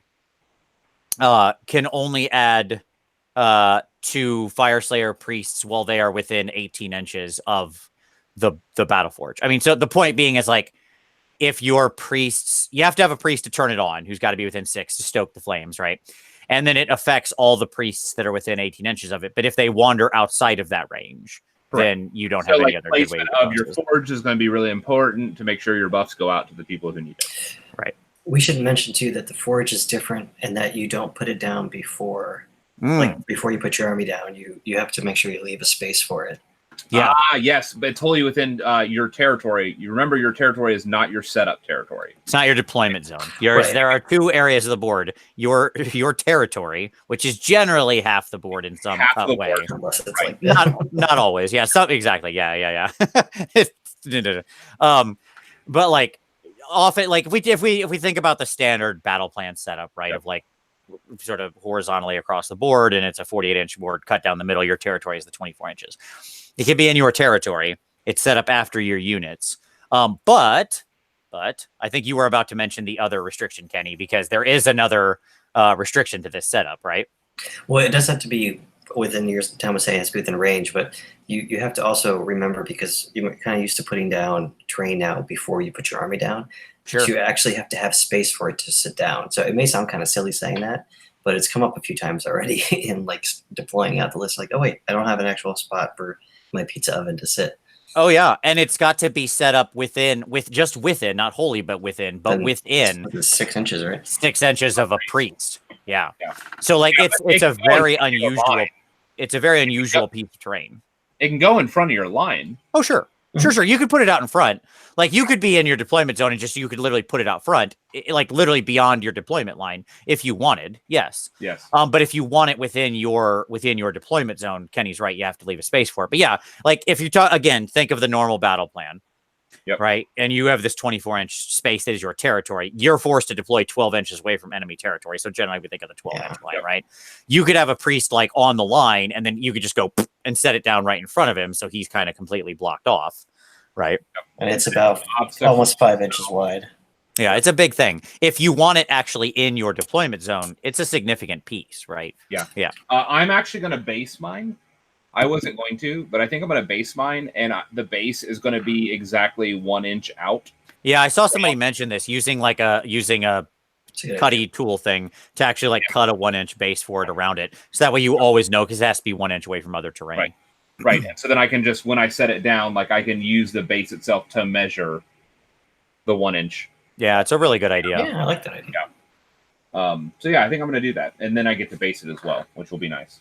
Sure. It makes it a little bit more stable, because there's a lot of some of the bits in the back are a little bit spindly. There's just it's just asking to be broke. It's basically what. what it is. So Sure. So that is Herndar, by far the winner. The winner so far, yeah. Yeah, I mean, don't get me wrong, but the winner overall. like I would do Vostar as well. Like there are worlds where I think that it's solid, but if you're looking for the generalist, like solid battalion or solid lodge, it's Herndar. Yep. Yeah, this one's just awful. It's just awful. It's like everything that I love. Like just all of the punchiness and all of the tanky turtleness, like all in one beautiful package. Mm-hmm. But if you guys want to know the weaknesses of Fyreslayers, it's mobility. Sure. Mobility and bodies. They don't have bodies and they don't have mobility. They don't anymore. Yeah.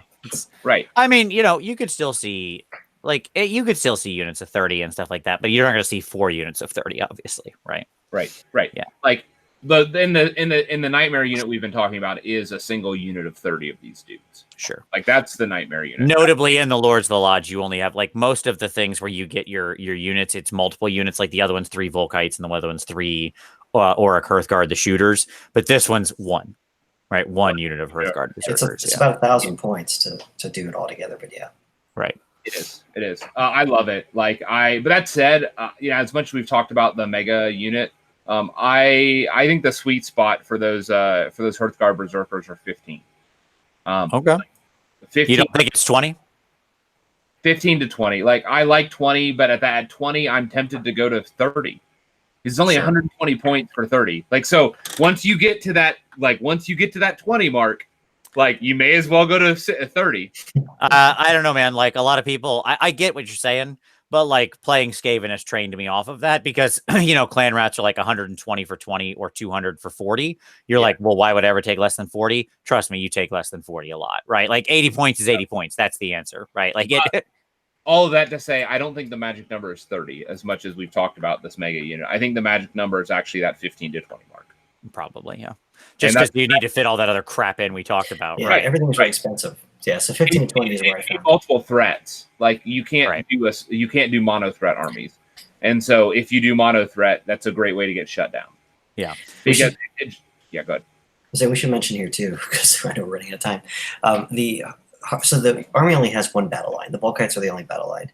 Yeah. The Hearthguard berserkers. Yeah, it's just your only just basic battle line. If you have your general is a Rune Father on foot or on Magmadroth, then your Hearthguard berserkers are battle line.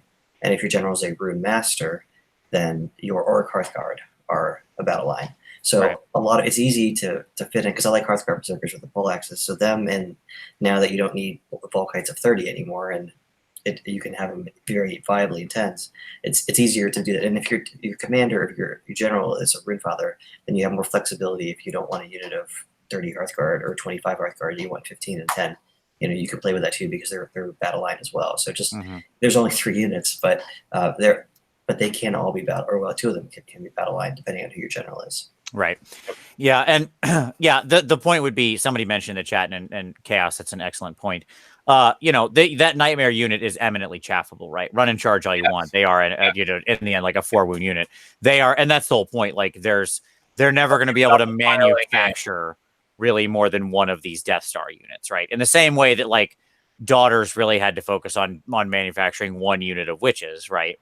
These guys have to. You can't manufacture like multiple Death Star units in the same turn because this is prayer dependent and buff dependent and stuff like that. And like you can't keep it all happening on multiple units. Yeah. Yep. So chaff them hard, chaff them often, and make that unit invalid. The one thing they can't do is go fly. So right. They're always little ground pounder dudes. So they can get caught up, they can be chaffed up, they can be stopped. Yeah. Yep. Excellent point. And if anything controls them, the thing that'll make them more controllable in this meta, the thing that might make, even though that situation we just described sounds nightmarish, one, it's a very perfect scenario, obviously, and that's not likely to play out in a lot of games. But I think the thing that would keep it actually from becoming a reality most often is just the shooting in the meta and the chaffing in the meta, right? Both of which are actually quite prevalent right now. Right. So, yep. All right. So, last lodge. Lofnir. This is our Magmadroth one. All right. This was fun. Like this is where I started, by the way. Like when I read through them, my gut reaction out of the gate was to go with Lofnir. Like I wanted this to work. I think this one's fun. All right. Lofnir, general ability, the Venerators of Volcatrix. Each Magmadroth in a Lofnir army, instead of only one, can be given a Magmadroth trait. So all your Magmadroths get one of those traits, which, by the way, could be the same trait because there's no prohibition against selecting the same trait. So there you go. In addition, if you are fighting in a pitched battle, you can include one additional Behemoth in your army, as long as every Behemoth is a Magmadroth. So you can have 5. Okay, cool. All right, and then command ability, Torrent of Magma. You can use this command ability in your shooting phase. If you do so, pick an enemy unit within 12 of a friendly Lofnir Priest. Until the end of that phase, add 1 to hit and wound rolls for attacks made with magma pikes by friendly units that target that enemy unit. Would you and Tom, magma pikes are the shooty thing on Orac Hearthguards. Right. Yep. And you can't pick the same unit to be affected by this more than once. So this army is meant to have like Magmadroths with shooty dudes backing them up. And explosive charge, you add 1 to the charge rolls for friendly Lofnir Magmadroth within 12 inches of this general. Yep, go ahead. It should be noted, by the way, that the shooty, it's like the dispossessed buff, or it's like the grudge on the Legion of Asgore, in that you select an enemy unit, and that unit, when anybody is attacking that unit, it's +1 to hit and wound, which means that like it encourages MSU shooting. Right. Yep. Because it's all in. Any number of units can benefit from the target. Yeah. Yes. Yep. Hello, Doom and Darkness. You missed our discussion of Hearthguard Berserkers, so you have to go back and watch that. Sorry, man. All right. Also, Dan, I don't know where you are, Dan. So you have to he said we're Hearthguard in stock like an hour ago because they're not now. Depends on where you are in the world, because obviously the stock is regional specific, right? So Kenny might have been referencing the US, and maybe if you're not in the US, I don't know. Okay. And then finally, the artifact is the Igneous Battle Throne. 6-up mortal wound. 6-up feel no pain save. Okay, cool. There is literally a better artifact than the generic artifact. This one is cute. That's the thing. Yeah, like there's a better 5-up in the generic artifacts. Yeah. This is the true definition of attacks. It really is. It really is attacks. Okay, so yeah, this thing's all about having a bunch of Magmadroths and going to town, right? So okay, cool. Kenny? What's your take on this one? You haven't gotten to go first on like any of these. That's okay. No, I think this would be the time to talk about Magmadroths because they have changed. Yes. Pretty much this is for, hey, I own 4 or 5 or 6 Magmadroths from the get starting boxes, so I want to use them in this thing. I don't really care too much about winning. So then, you could do that here. And this could be a place to put the Rune Sons on Magmadroths together if you want to have them vying for Dad's attention. But this one, the big changes on the Magmadroth. So I think the I'm trying to be as offensive here. I used to call my mom. God, I'm trying to censor myself. They puke 12 inches, and it used to be 15, and then at 5 inches it was D6 wounds, then it goes up to D3 or mortal wounds. Now it's cut in half, so that's better. You get an extra inch range in that. They still only hit in combat on 4s, so you need other things to try and buff them or help that out. Things that help the model or lodge specific. And the other big change to them is that they used to bleed every phase they took damage. They had a chance to bleed. Now they do it I think it's like the Jabberscythe or the Cockatrice or Jabberscythe. Right? Yeah, it is. Yep. It's a mortal wound. If you take a wound by a melee weapon, then on a 4 you bounce back a mortal wound on somebody. Yep. Right. I think those are the big changes really from Magmadroth. And that volcanic blood is a massive shift, right? Because if a unit goes all in on you, if they do get attacked by some crazy witch elf or plague monk spam unit, right, and just get 400 wounds allocated to them, you get to roll all of those, and every 4+ is a mortal wound back as they just explode. They clean that up too, because they're before do you lash? You tail lash at the end of the combat phase, but do I bleed now? Do I bleed later? And, right. There was some. I ran into a situation with that recently, so this kind of in line with the books that have come out, except maybe Fences, has cleared up a lot of. I think the question of that when that happens. Yeah, the point being is that like plague monks and non-blessing of caned witch elves will kill themselves on this unit if they attack it. It'll be a Magmadroths. what's that? On any of the Magmadroths. Yeah, any of the Magmadroths. Yeah, they all have this set of shared abilities that Kenny's talking about, right? They all have the volcanic blood. They all have like the lashing tail. They all have like the little fire spit. Yeah. And there's traits you can get to make it easier to do the mortal wounds with the tail and the spit. Yep. So your bulimic Magmadroth, I did it. Your bulimic Magmadroths can, have a field day. Yeah, that's it. Yeah, Caravan. Oh, that's amazing. Hearthguards were in stock an hour ago. They are no longer. Oh, there you go. I mean, I wouldn't buy anything like that in the first. I wouldn't go all in on a beardy thing in the first 2 weeks. I don't know what to tell you, but here we are. So yeah, I mean, the Magmadroths are cool. I think they have become a lot better, right? There are traits. This is obviously you can capitalize on the traits because whatever you're trying to do, you can actually get a pretty considerable amount of mortal wounds out of these guys between like the breath, the tail, and the Rune Sun charge, right? That we mentioned earlier. So there's actually a decent amount of like mortal wound damage you can get out of these guys. And, we've talked about lots of the bonuses. Lots of these things could still apply here. And you can get them, they're a perfectly damaging monster. Like they're not crazy. They don't have a ton of rend. They're okay, right? They're okay monsters, but notably they're also pretty cheap monsters because they're like 240, 260, and 280 basically as you go up the chain. So you're like you can have some fun with them. I think like ultimately the Lofnir thing will be a pretty fun list. Do you want me to say why this is inherently broken? And Sure. by broken, I don't mean like good. I mean broken like it is doomed to start. Because you're going, well, first of all, 5 behemoths is just never a good answer, even at 240 points. I think that it's perfectly viable, especially when you have like Rune Suns that are going to benefit each other. Like a lot of the tools in place are here. Sure. My point is just you cut yourself out of a lot of bodies when you start with 14 to 1500 points in like just 5 models. So what is the incentive structure for your force composition, Vince? What is this incentivizing? To take a lot of Magmadroths. And what? And your shooty guys. Shooty guys. Okay. If you do that, you cannot afford Volkite Berserkers. Your shooty guys have to be your battle line. If you go all in. Yeah. You'd have to make whichever one makes them your battle line. I don't remember which one. Which is a Rune Master. Yep.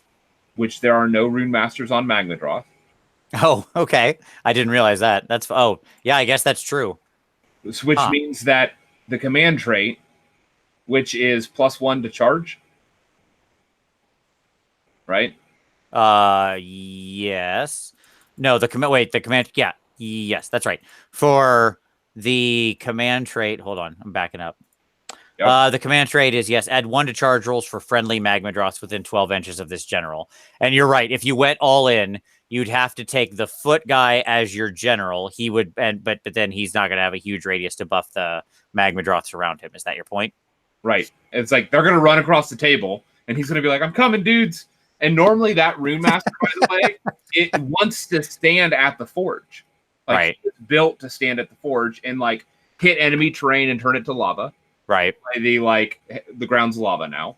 Mm-hmm, sure. And to turn on the forge. And the problem is if he does that, he can never use that trait.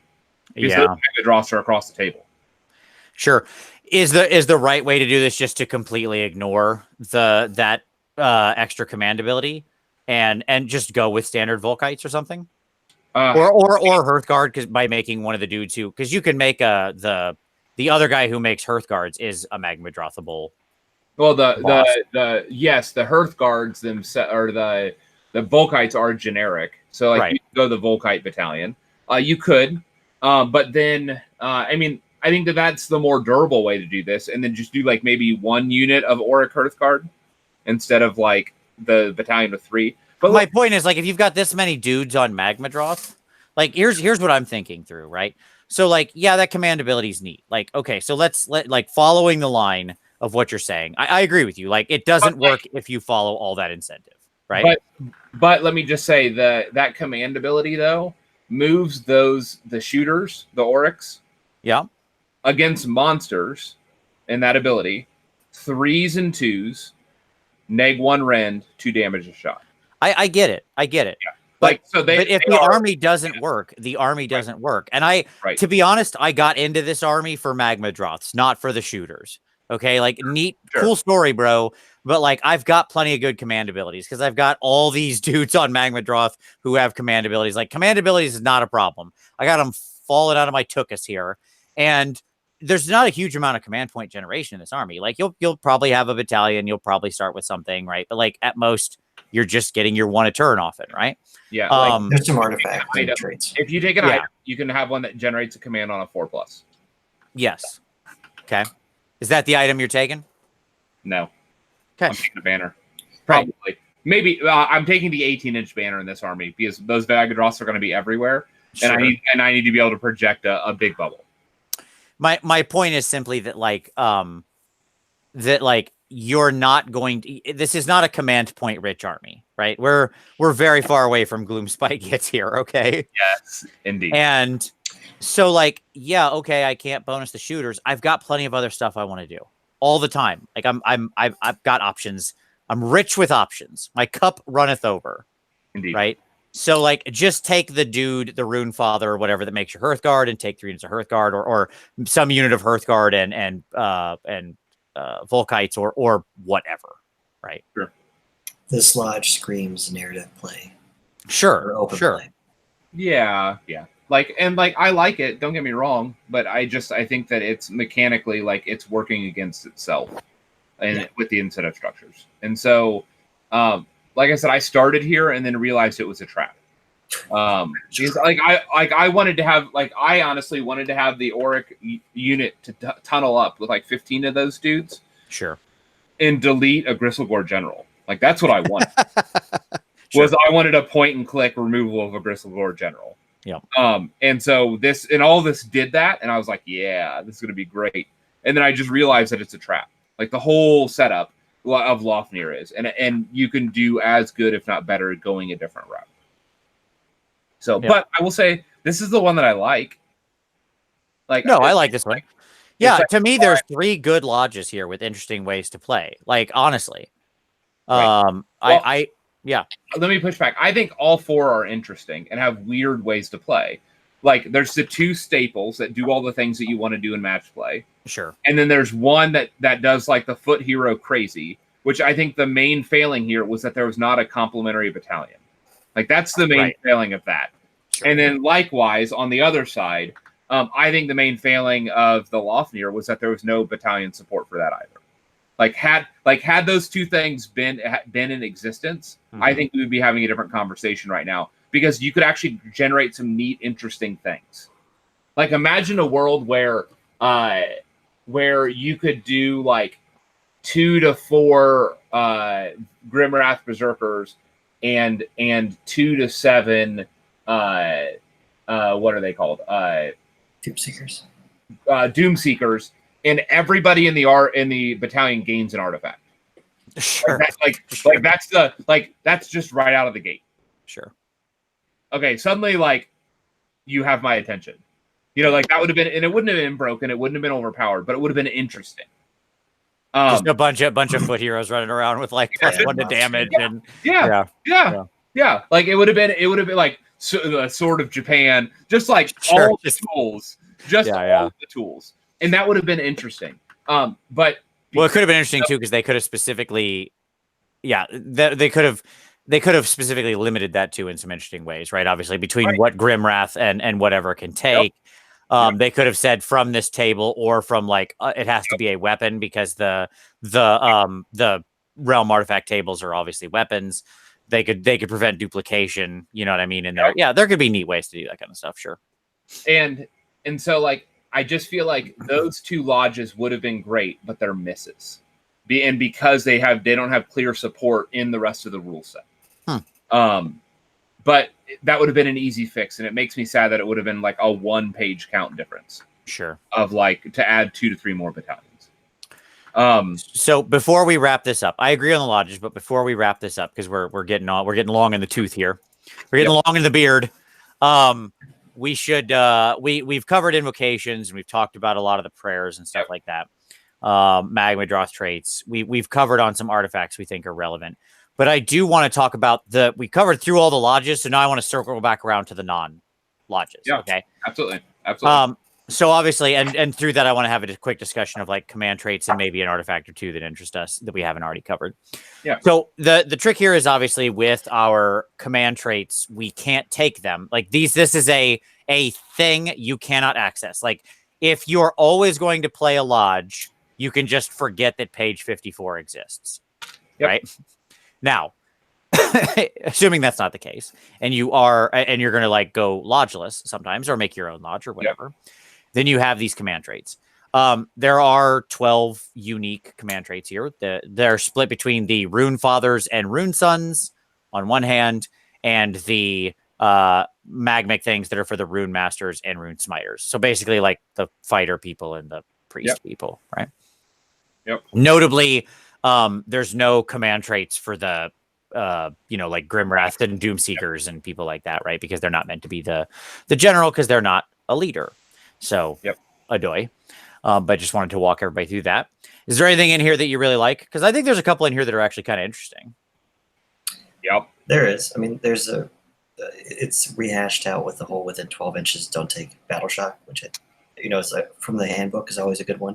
Mm-hmm. But I think battle shock is an issue for this army. Yeah, it's not anymore. But the Spirit of Grimnir is kind of a nice one. It's when you activate a rune out of 5 rather than a 5 up or 6 up, it's enhanced. Yeah. Yep. Yeah. That's pretty solid. Like that. Yeah. That moves the needle on how many enhanced runes you get in a game, like in a big way. Yeah. Yeah. So the other one from this chart which is not intuitive given the rest of the incentive structures and the like utility costs of the army. But the other one that I found like showing up in my lists with like a surprising amount of regularity if I was not doing a lodge was actually the Iron Will of the Guardian. Okay. Just add 1 to the save rolls for attacks that target this general. Yeah.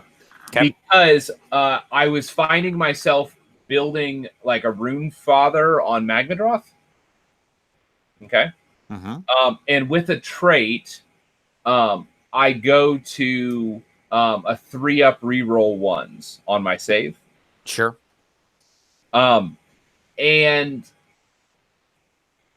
I'll say this once and very quickly and hope GW forgets about it. And that's simply that, like, that's a great recipient for a Smoldering Helm. Sure. Because in this army, most of the save bonuses we've talked about, right? Yep. Are all things that could be applied to that general. Mm-hmm. So he could easily get with this thing, he could be pretty legitimately or possibly adding 3 or 4 to his rolls for save. Max of 5, but max that's of 5. Sure. We'll take the middle ground and say 3 or 4 because he always has 1 that's just on him without any effort, right? So we'll take the middle ground of 3 or 4, which means with the Smoldering Helm out of the realm artifacts, every 2+, sure, or Gur, sure, yep, every 2 or 3+, depending on what your bonus is and depending on the rend of the attack and so on, right? We'll kick back a mortal wound to the enemy. And the ones that do get through, then on a 4-up, he spurts on them, right? So like this dude becomes like a mortal wound returning machine because basically what happens then is almost everything you save kicks back a mortal and half of what you don't save kicks back a mortal. He becomes a horde killer. And so like you send him into a witch block and you delete that block and then you move him on to the next one. Yeah, exactly. Just like people attack him, he doesn't take that much damage. He kicks back a ton of mortal wounds, attacks himself, kills the thing, and then moves on. Right? Yeah. Right. And so like it's a high mobility piece. So that actually becomes a really interesting tool in your toolbox. And so like that +1 save, it's a big deal if he permanently has that, and then you just have to rely on like a prayer at an 18-inch rage for +2. Sure. Like because it becomes very easy to give him like that moves him to a 2-up reroll 1s and kicking back mortals on 4s. Like, and that's not hard to get to. If it's anywhere again in the zip code of that banner bearer, right? He goes to +3 save. Yep. Like, and so it just becomes a very unique tool in the hands of this army. Sure. Yeah. No.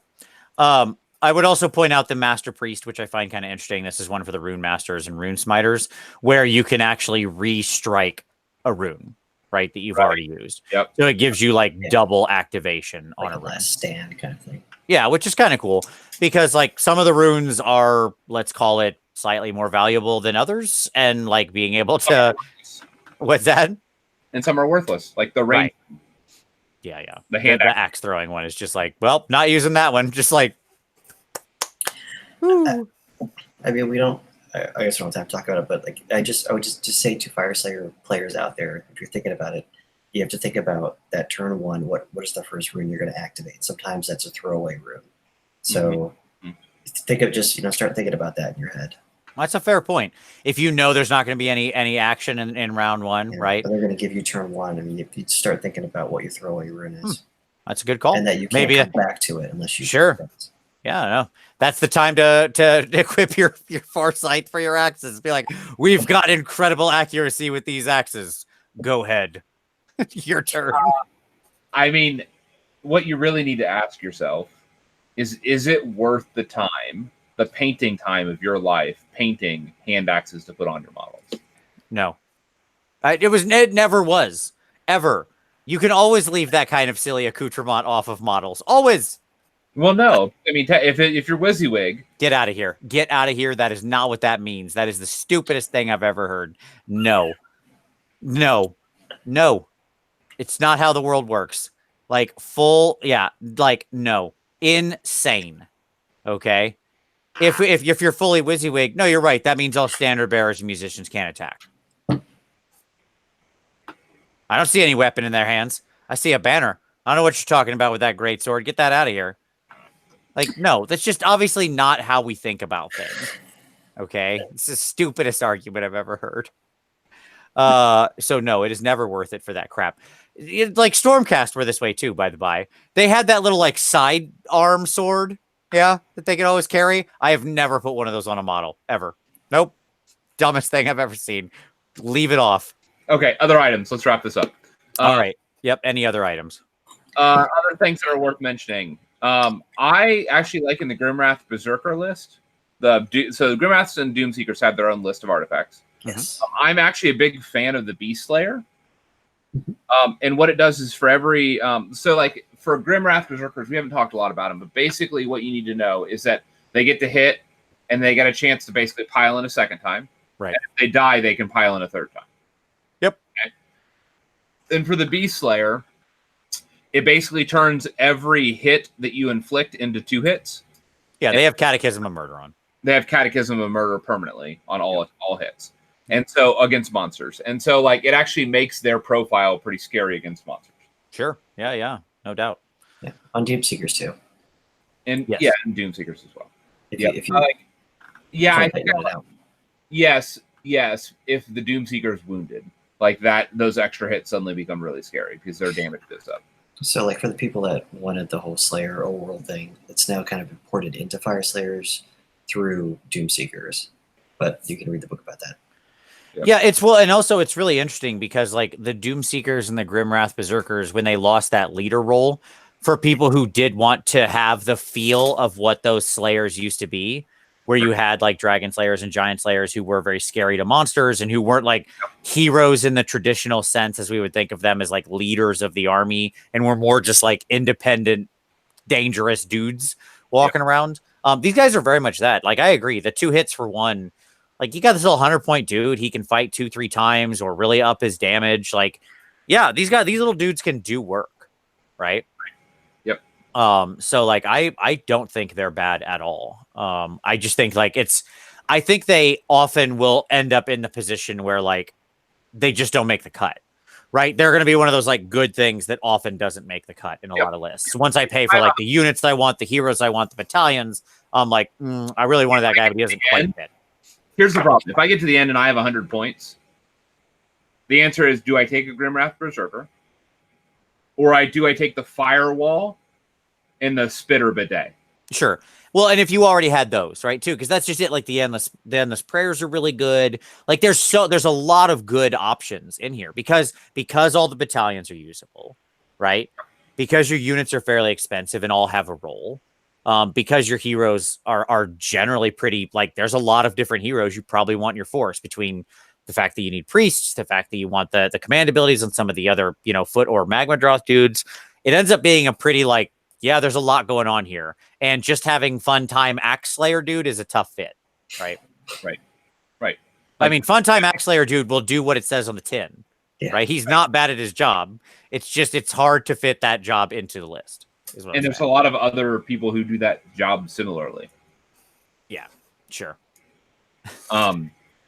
And so, yeah, I mean,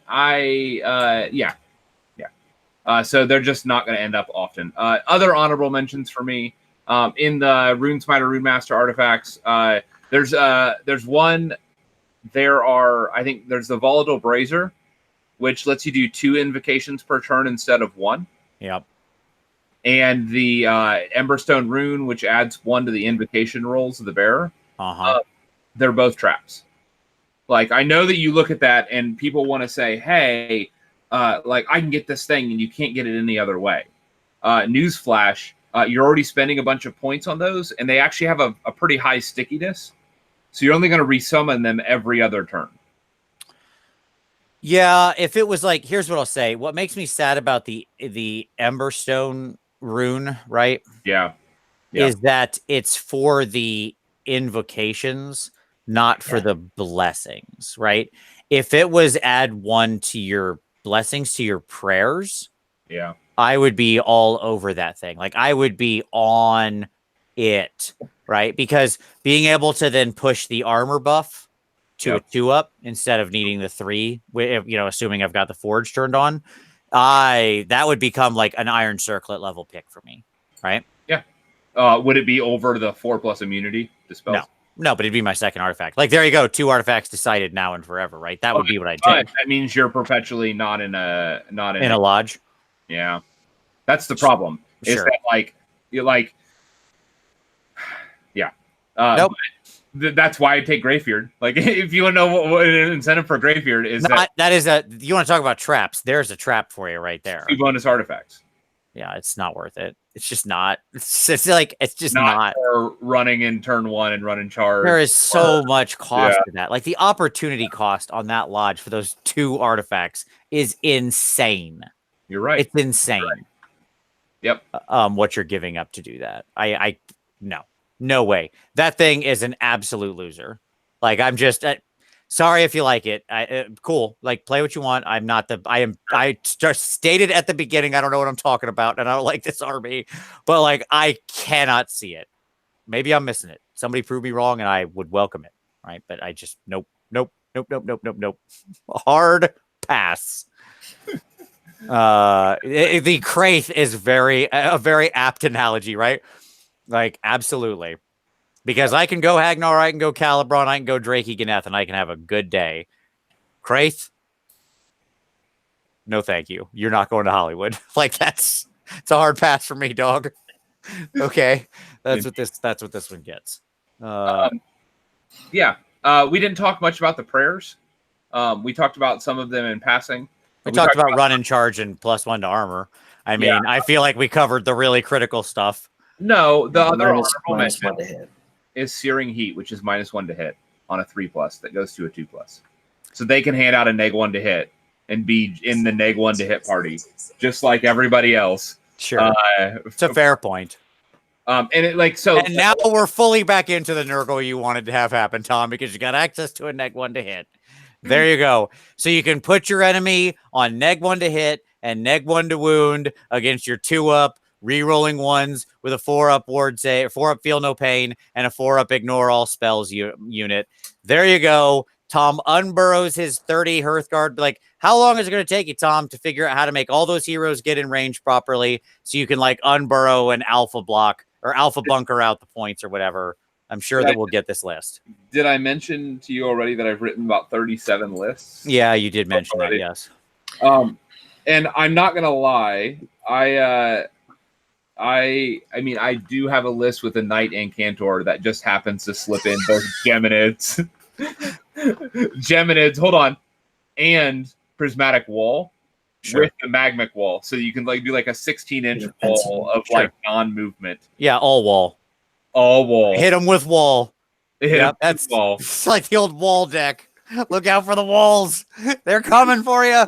With penalties to hit out the wazoo and wall. Yeah. Nobody gets I'm sensing like some 1994 magic here, where it was you're playing with like all wall of swords was your powerhouse, right? Yeah. Yep. Sure. Yep. Sure. Yeah. I mean, there may be a list that has those elements. We'll talk. I mean, what I'll say is this: overall, the book is fun. You need to, if you are familiar with Fyreslayers previously, and you're thinking about them like what they were as a horde army, stop it, because you're going to be disappointed. Yeah. Because that's not what they are. They are an elite army now. You need to think of them like Stormcast, and you need to think about their unit sizes like Stormcast unit sizes. And the consequence of that is both good and bad. And what I mean by that is they take on the same hindrances, which is a lack of mobility, and a lack of bodies. And so, like, having the bodies to hold points becomes a very real issue. Kenny, if you were going to throw any allies into this force, what would you throw?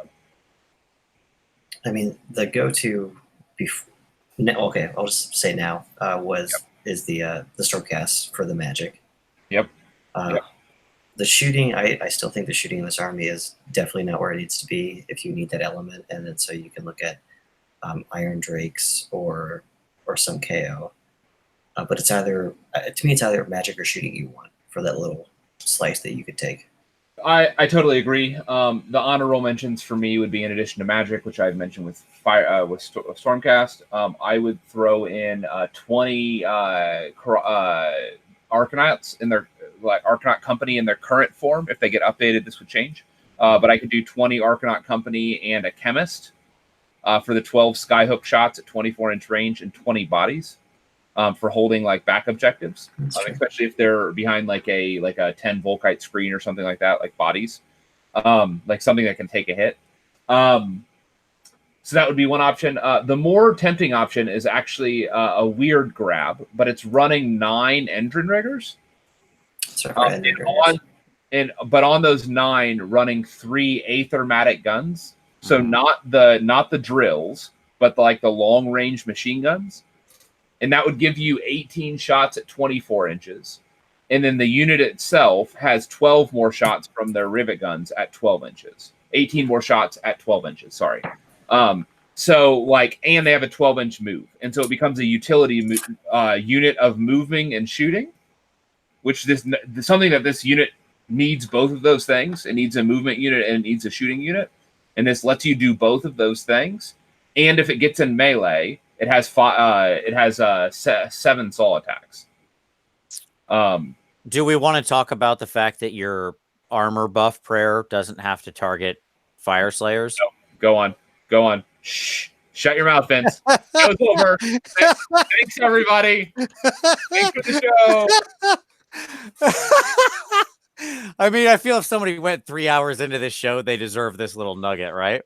Okay. I know you're trying to sit on this, Tom, but I'm not going to let this. I'm not going to let us get by without this. I hate you so bad. Okay. So this armor buff we've been talking about, no, not the prayer. Don't. Yeah, it's the don't prayer. Make this. It's the prayer. The prayer of Ash. Oh my God. God. Pick a friendly unit. I'm wrong. I was wrong. There are 2 armor buffs that are not specific to keyworded. That's fine. So the prayer of Ash, the prayer we've been talking about this whole time that triggers on a 4+, right? Yep. Says just pick a friendly unit, which would be your allies again, because it doesn't say Fyreslayer unit or anything like that. It just says friendly unit, wholly within 18 of this priest, and you get to add 1 to save rolls. So like this could target allied sequitors, for example, right? Or whatever. Right. So, Right. so what's the other one? I'm not familiar with the other one that doesn't. The Forged Brethren. So the battalion. Oh yeah. The other battalion gives a +1 armor at the start of the hero phase until your next hero phase. At the start of the enemy hero phase until your next hero phase. So if you do it on a on their turn, basically you choose a unit and get +1 to armor within 18 of any of the units of Orac. Okay, which is really good. But ironically, it's interesting because it serves as double turn insurance, because it's until your next hero phase, so you actually squeeze +2 out of that battalion if you get double turned. Like in their double turn, the battalion's giving you a second +1 that would stack.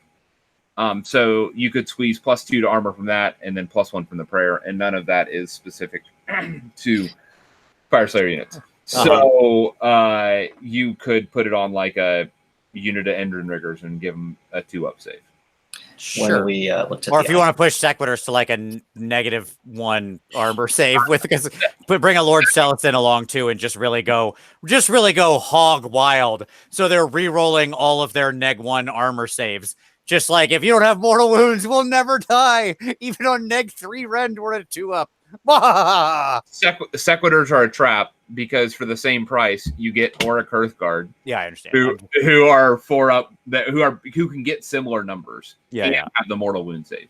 I would, yes. The trick would be the Celestin's +1 to save, or not Celestin, sorry, Castellan, whatever. Yeah, the Castellan's +1 to save, target Stormcast. But yeah, like it's interesting that you've got, you're right, +2 to 3 of non-assigned armor buff that you can give out to like anything.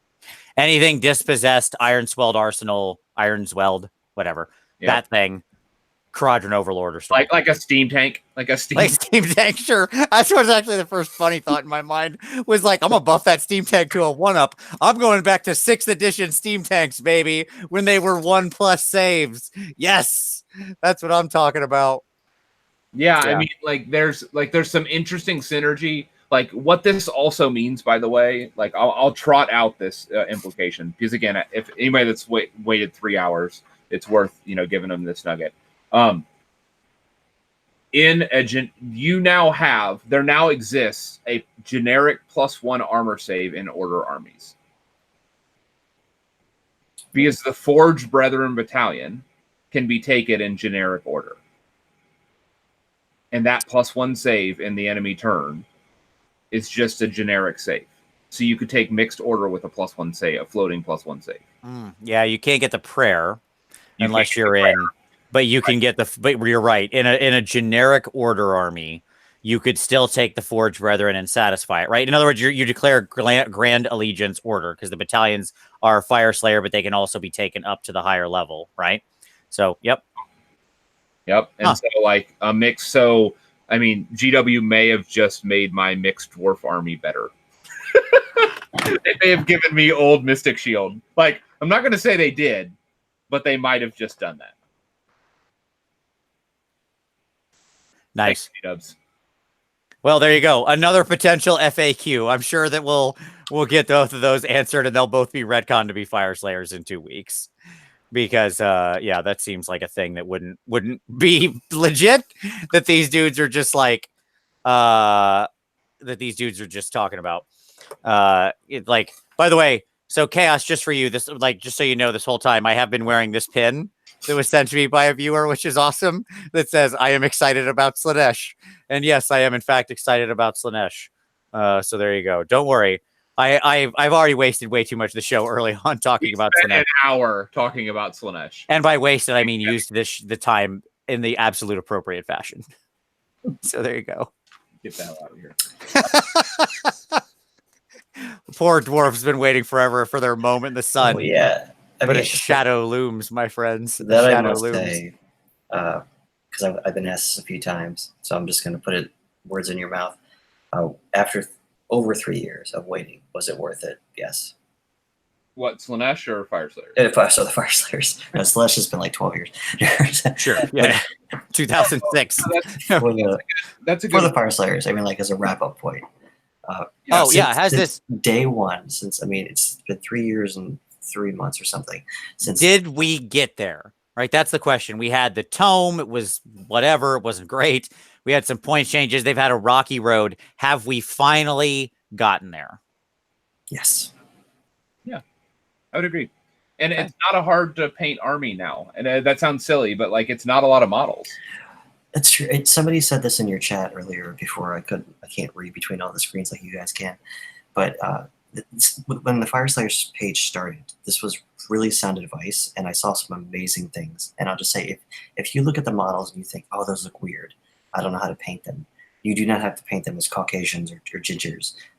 There are infinite numbers of awesome schemes you can do with skin and hair and armor, and they show a lot in the book. But when you don't paint them like white people, they look, some of that weird musculature goes away, and you might find a really cool looking horse. So you don't have to paint them like that. Yeah. One of the I think I don't remember who was sharing them, but they had like a really nice, like sort of obsidian, Yeah. good lord, obsidian.